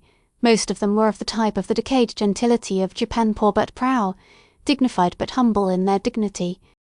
They all regarded Jack with the same grave, stoical gaze peculiar to the better-class Japanese, betraying in no way by their expression surprise or resentment at his presence among them. As a matter of fact, none of the family were aware of the relation in which he stood to them, and so had occasion for no real animus against him, regarding him merely as a friend of Taro's, but in his supersensitive condition Jack imagined that they looked upon him as an intruder, perhaps as one who had brought distress and havoc upon their household. When, however, after the funeral the little mob of friends and relatives had gradually dispersed till there was none left besides himself and Domatsu, the intense loneliness and silence of the big house grated upon his nerves, so that he would have welcomed the wailing of the servants, which had now been buried in the grave. Matsu, too, who had borne herself with heroic fortitude and bravery all through the day, now that the reaction had come, was shivering and trembling, and, when he approached her with a pitying exclamation, she went to him straightway and cried in his arms like a little, tired child. He comforted her with broken words, though his own tears were falling on her little, bowed head. And he tried to tell her, in terribly bad pidgin Japanese, something Yuki had taught him, how it would be his care to protect and guard her in the future just as if she were indeed his mother, that he was not worthy, but he would try to fill the place of the beautiful boy who was sleeping his last sleep. And he told of the promise he had given to Taro, how his life would be devoted to but one end and purpose, to find his wife. Would she accompany him? She entreated him to take her with him. But in the end, after all, she could not accompany him. Her health, which had never been robust, gave way to her grief, and Jack took her back to her parents, for it was necessary that he should spare no time from his search, and, moreover, he was so delicate. Before leaving her he saw to it that she and her parents should have every comfort possible. The old palace, grim, grey and haggard in the winter landscape, was now completely deserted. The townspeople looked askance at it, as at a haunted house, knowing somewhat of the tragedy that hid within its closed portals. Jack was the last to leave the place. Amatsu had begged him to see to the closing up, and the paying off of all the old servants.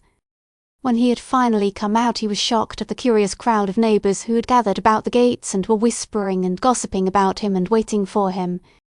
But they were quite respectful and silent as he passed them. He was an object of curiosity, this tall foreigner who had married among them, and they watched him with round, wondering eyes, following him all the way to the station, a little pygmy procession, very much as children follow a circus. Once or twice he half turned as though to tell them to leave him, but stopped himself in time, remembering how strange he must really seem to them. At the station he bowed to them gravely, and his bow was solemnly and politely returned by those in front. And it was in this strangely pathetic though grotesque manner that the tall, fair-haired barbarian left the town. Less than a year before he had been a light-hearted, joyous boy. He was now a man, with a burden on his soul and a sacred task to perform.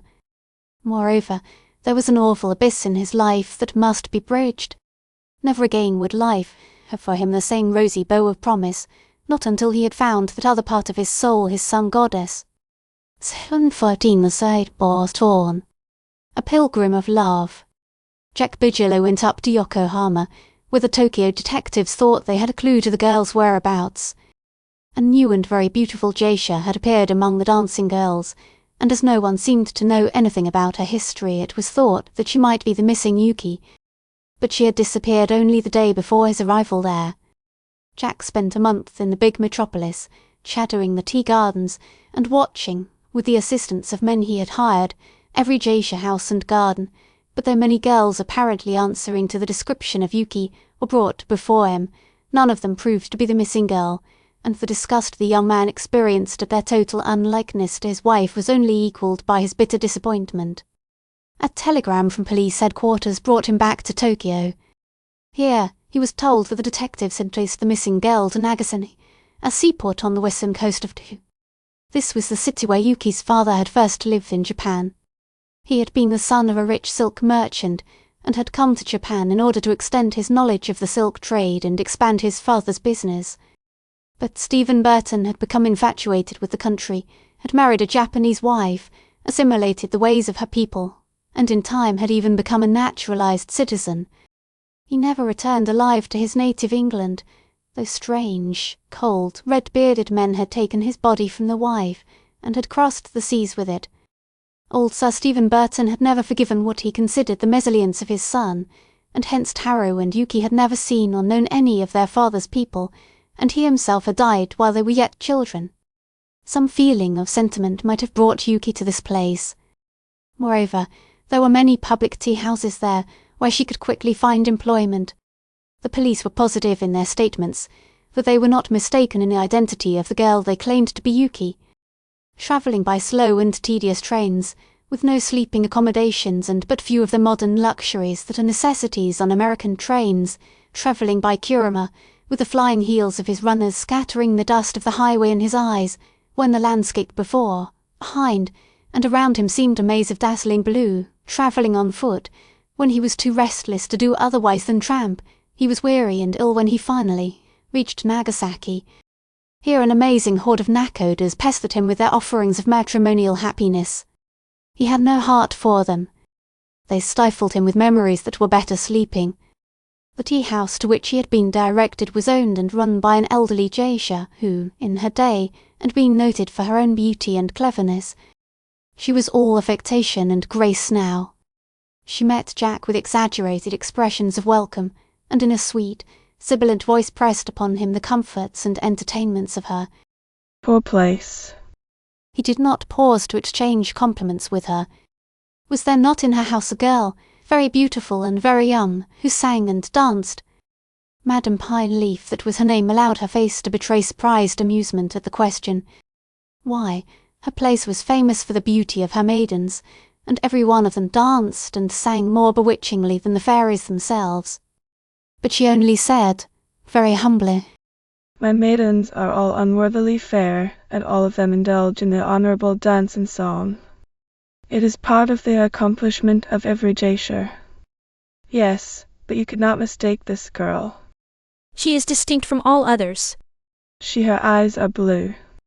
She is only half Japanese. RH. A half-caste. Madame Pine Leaf's lips formed in a mow. She was very polite, however.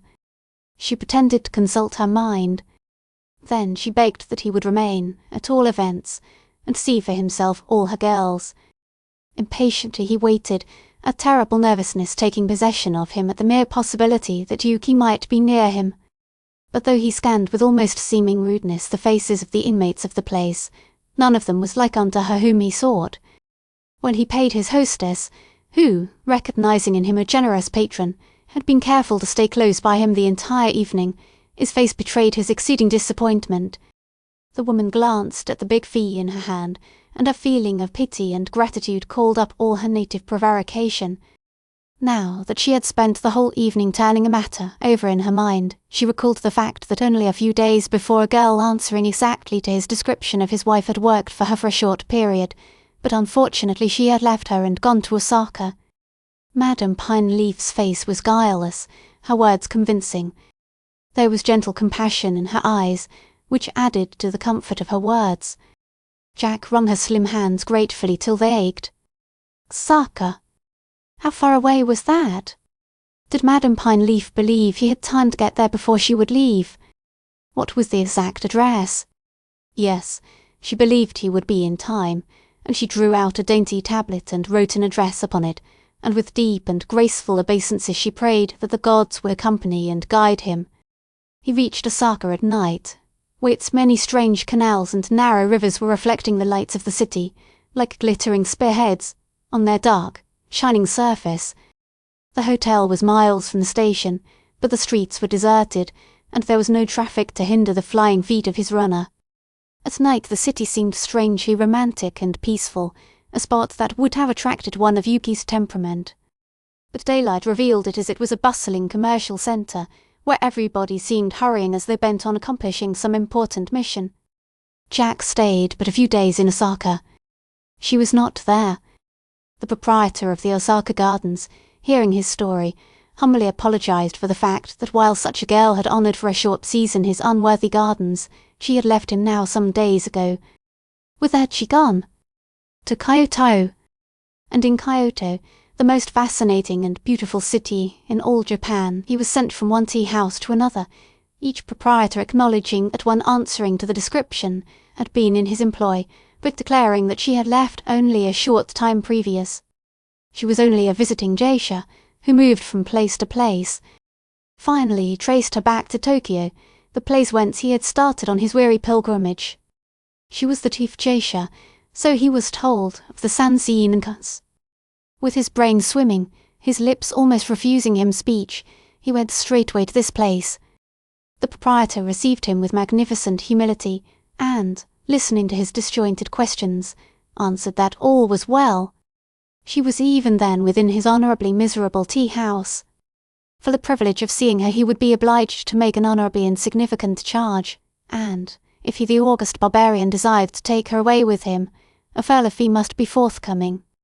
Waving these questions aside, by putting down so much coin that the little proprietor's eyes matched its glisten, he followed him up the stairway to the private quarters of the more important geishas.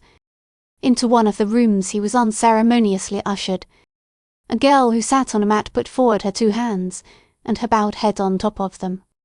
Jack watched her with bated breath. He could not see her face, and the room was badly lighted. But when he could bear no longer her perpetual bowing and had lifted her, with hands that shook, to her feet, he saw her face. It was that of a stranger. A slight illness now hindered the progress of his surge, but he would not allow himself the rest he needed, and still ill, haggard, and a shadow of his former self, the young man once more drifted to the Metropolitan Police Station. They had exhausted all their clues, but they were kind-hearted little men, these Japanese policemen. The chief of police invented a story that would have done credit to one of Japan's poets. Yuki was somewhere in the vicinity of Matsushima Bay, on the northeastern coast of Japan, near the city of Sendai, where the waters flow into the Pacific. This was a spot favoured by unhappy lovers, and the chief of police had positive evidence that a girl answering to her description had been seen wandering daily in that part of the country. He even produced a telegraph blank, with an indecipherable message in Japanese characters written on it, purporting to give this information.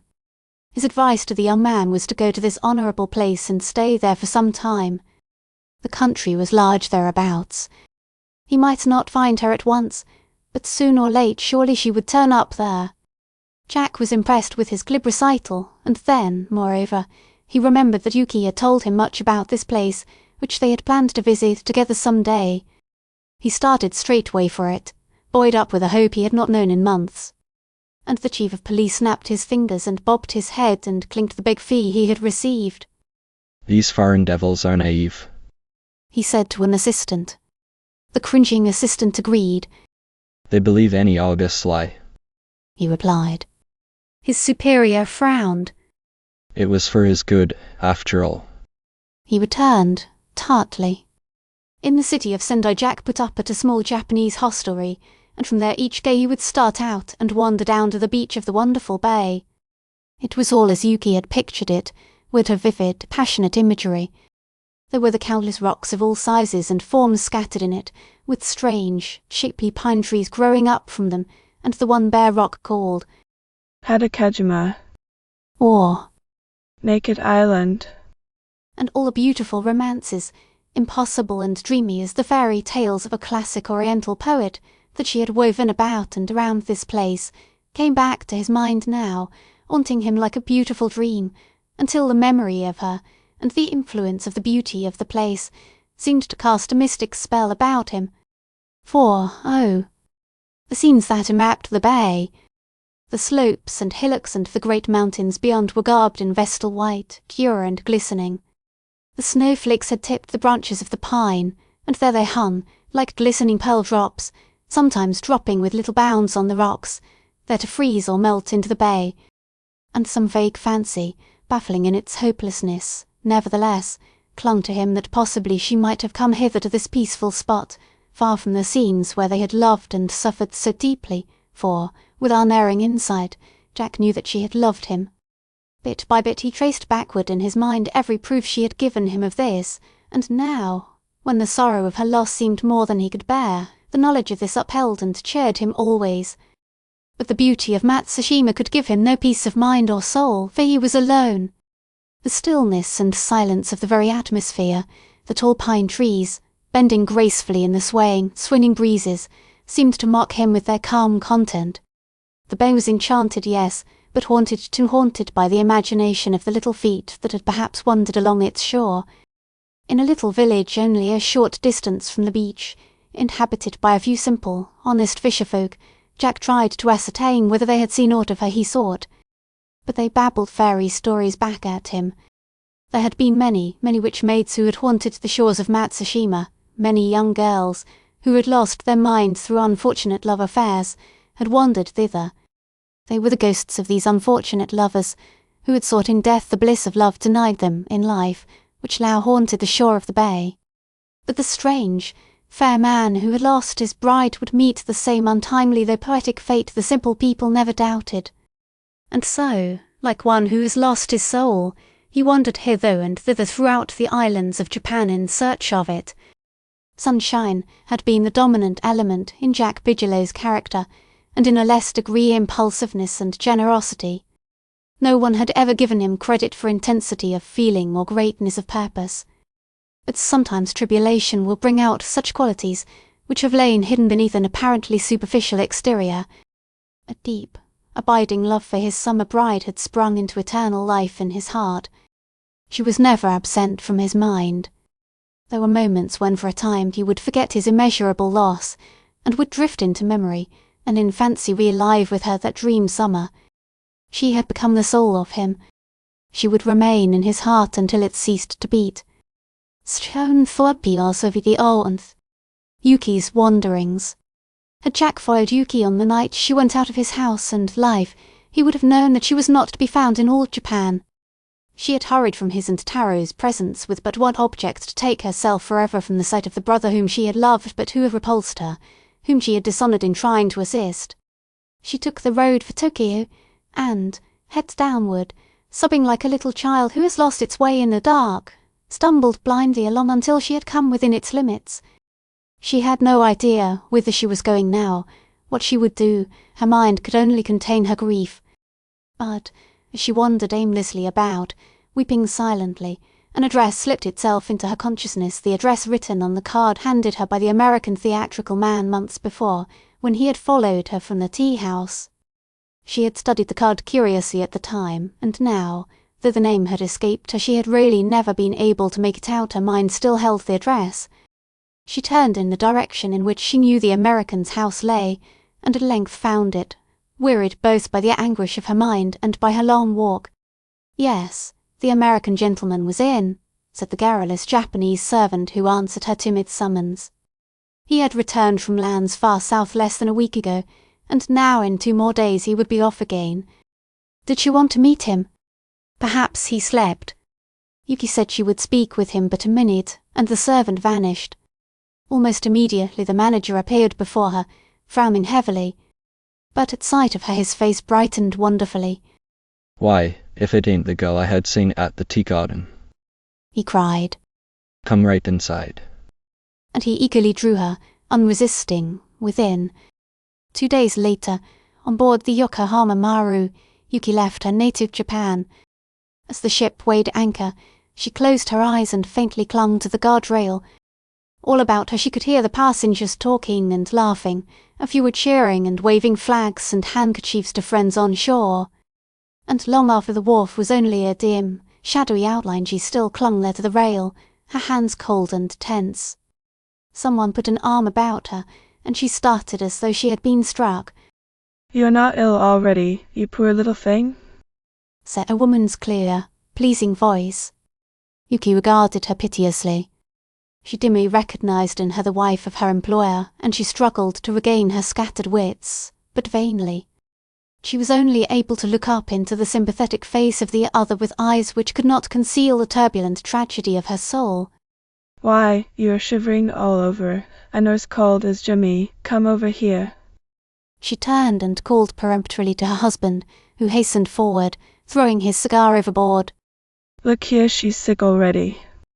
Let us send one of those women, or whatever you call 'em, over, and have her put to bed right away.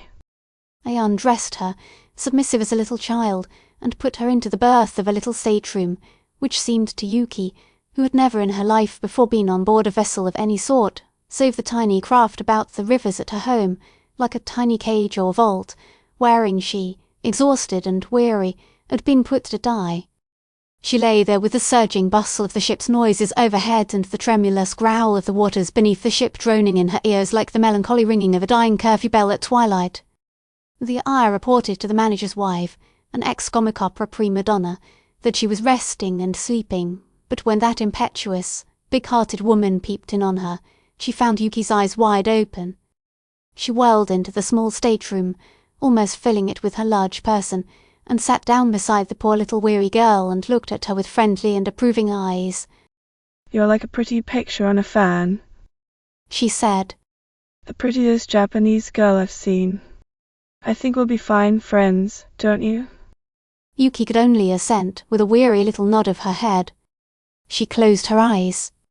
You're not so dreadfully sick, are you? Said the American. I thought maybe we could have a nice little gossip together. You see, my husband's the boss of this whole outfit that we've got along with us, and I don't know that there's one of the whole lot I've ever cared to associate with before. You're different. Now, ain't I good to speak out just what's on my mind, eh? I ought to thank you, said Yuki, feebly. But I am too weary to be polite. Then you shall be left alone, you child, you, said the other. Then she kissed Yuki lightly, and went out of the door. But after she had gone, Yuki's passivity left her. She sat up quivering, and then with nervous quickness she began to dress herself. She could not open the door of the stateroom. She was unused to strange doors that required the pushing of springs and bolts. She had lived in a land where bolts and locks were almost unknown, where a shoji fell apart at a touch of a hand. Now she pushed hard against the door, but, as she had not turned the handle, it refused to move. A terror possessed her that they had locked her in this tiny, awful cell, to which penetrated no light save that which filtered through a small porthole against which the waters beat and beat. She flung herself desperately against the door, battering it with her tiny hands. She felt herself growing dizzy and blind as the ship rocked and swayed beneath her feet. She tried to pace the tiny length of the stateroom, her sense of terrible loneliness and homesickness deepening with every moment. The moving of the ship horrified her, and the knowledge that it was taking her farther and farther from her home across the immense bottomless sea filled her with a terror akin to nothing she had ever known in her life before. In the sickening, wearying dazzle of the few days previous to their sailing, the girl's mind had held but one thought: to go far away from the scenes of her pain. Now perhaps the reaction had come, and her terror at the step she had taken appalled her. Memory, which had been thrust out of sight by the ever-present nagging pain that had blinded her to all else, now asserted its power, merciless and invincible. She pressed her hands to her head, as though to blot out forever from her mind the pitiless ghosts that haunted her. Like the wraiths that come and vanish in a nightmare, the events of her life came to her one by one: the happy childhood with her brother, their passionate devotion to each other, her grief at his departure for America, the months of struggle that had followed, sacrifices made for him, her attempts to make a living sufficient for his maintenance in America, and then her marriage. After that, memory held no other thought but the immeasurable craving and longing that was almost madness for the voice, the touch, the sight of the man she had loved and left. It was 3 days before her illness ended. Then, having begged the consent of the woman who attended her, she crept up the companionway and out on deck, where the passengers were disporting and enjoying themselves.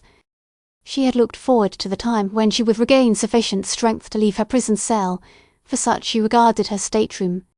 In the strange medley of ideas which had curiously woven themselves into a maze in her mind, she had imagined that once in the open on deck she would see once more the shores of her home, Fujiyama's lofty peak smiling against its celestial background and hanging like a mirage in mid-air. But there was no sight visible to her, as, with her hand shading her eyes, she looked out before her, save a vast, cold, piteous waste of surging waters, jumping up to meet the sky, which smiled or glowered with its moods. In the months that followed, Yuki met with nothing but kindness from the American theatrical manager and his wife. With them she went to China, India, the Philippines, and finally to Australia. From all these different points the American theatrical scout drew together a motley troupe of jugglers, fancy dancers, wizards, fencers, and performers of one sort and another, with which he hoped to make a larger fortune in America. He had combined business with this long pleasure trip, for he was on his bridal tour at the time. By some remarkable intuition peculiar sometimes to the gayest and most frivolous-hearted of women of the world, the wife of the theatrical manager had gained some insight into the cause of the pitiful sensitiveness and shrinking shyness of the queer little Japanese girl with the blue eyes, to whom she had taken an extravagant fancy. She had taken Yuki under her personal charge, and sheltered and shielded the girl from the overbold scrutiny of those with whom they daily came in contact. It was many months, however, before she learned her history. In fact, it was only a few days before their expected departure for America, a great country in the West, which seemed to Yuki as far distant as the stars above her. As the time for their departure, which had been delayed already much longer than the manager had anticipated, drew nearer, Yuki grew more depressed and restless, so that to the exaggerated fancy of the American woman she seemed to be fading away and entering into what she emphatically called the last stages of consumption. She cornered the girl relentlessly, and finally wrung from her the whole pitiful, tragic story of her life. How homesick and weary she had been ever since she had left Japan, how her heart seemed to faint whenever she thought of that final interview with her brother, and of the immeasurable longing for the man she loved, and whom she had married. For just a little bit while. All the big, romantic heart of the American woman went out to her as she took her into her arms and mingled her own honest tears with Yuki's. You shan't go to America, she said, drying her eyes with a tiny piece of lace which served as a handkerchief. You're going right back to Japan, bag and baggage of you. I'm going with you to see you get there. Okay. What? Began Yuki, weakly.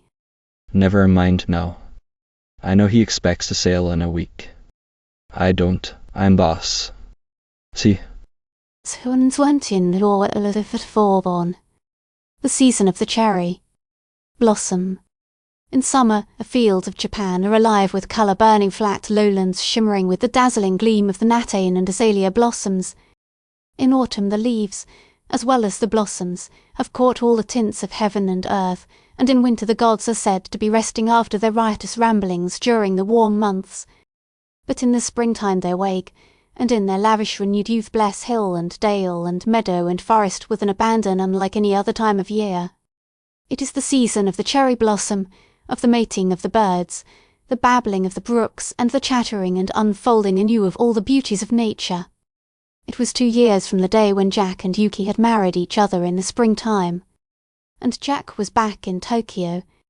Recalled thither by a telegram from the police headquarters, he was preparing to depart for America, where the police claimed they had positive evidence that Yuki had gone. He was staying at an American hotel in the city proper, and his heart on this day sickened and yearned for the little house only a few miles away, that he longed and yet dreaded to see again. Now that he contemplated leaving Japan, the dread possibility that Yuki might still be in the country, and that he would be placing the distance of thousands and thousands of miles of land and water between them, depressed and weighed on his mind, despite the really plausible proof the police bore had that she had gone to America with a theatrical company, that of the very man he himself had witnessed coaxing her to go with him. The afternoon previous to the day set for sailing, his melancholy and morbidness grew in intensity. With no fixed purpose in view he started out from his hotel, tramped halfway across Tokyo, then hailed a jinrikisha and gave the runner orders to take him to the little house that had formerly been his home, and which he had struggled against visiting ever since his return to Tokyo.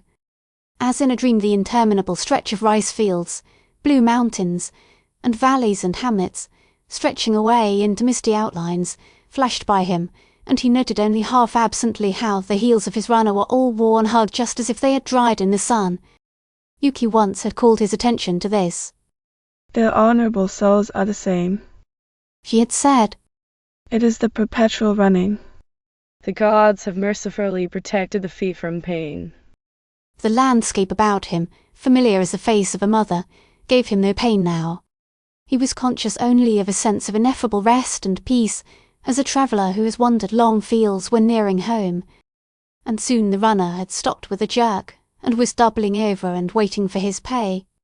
Should he humbly wait for His Excellency to condescend to return to the city? Just for a little while.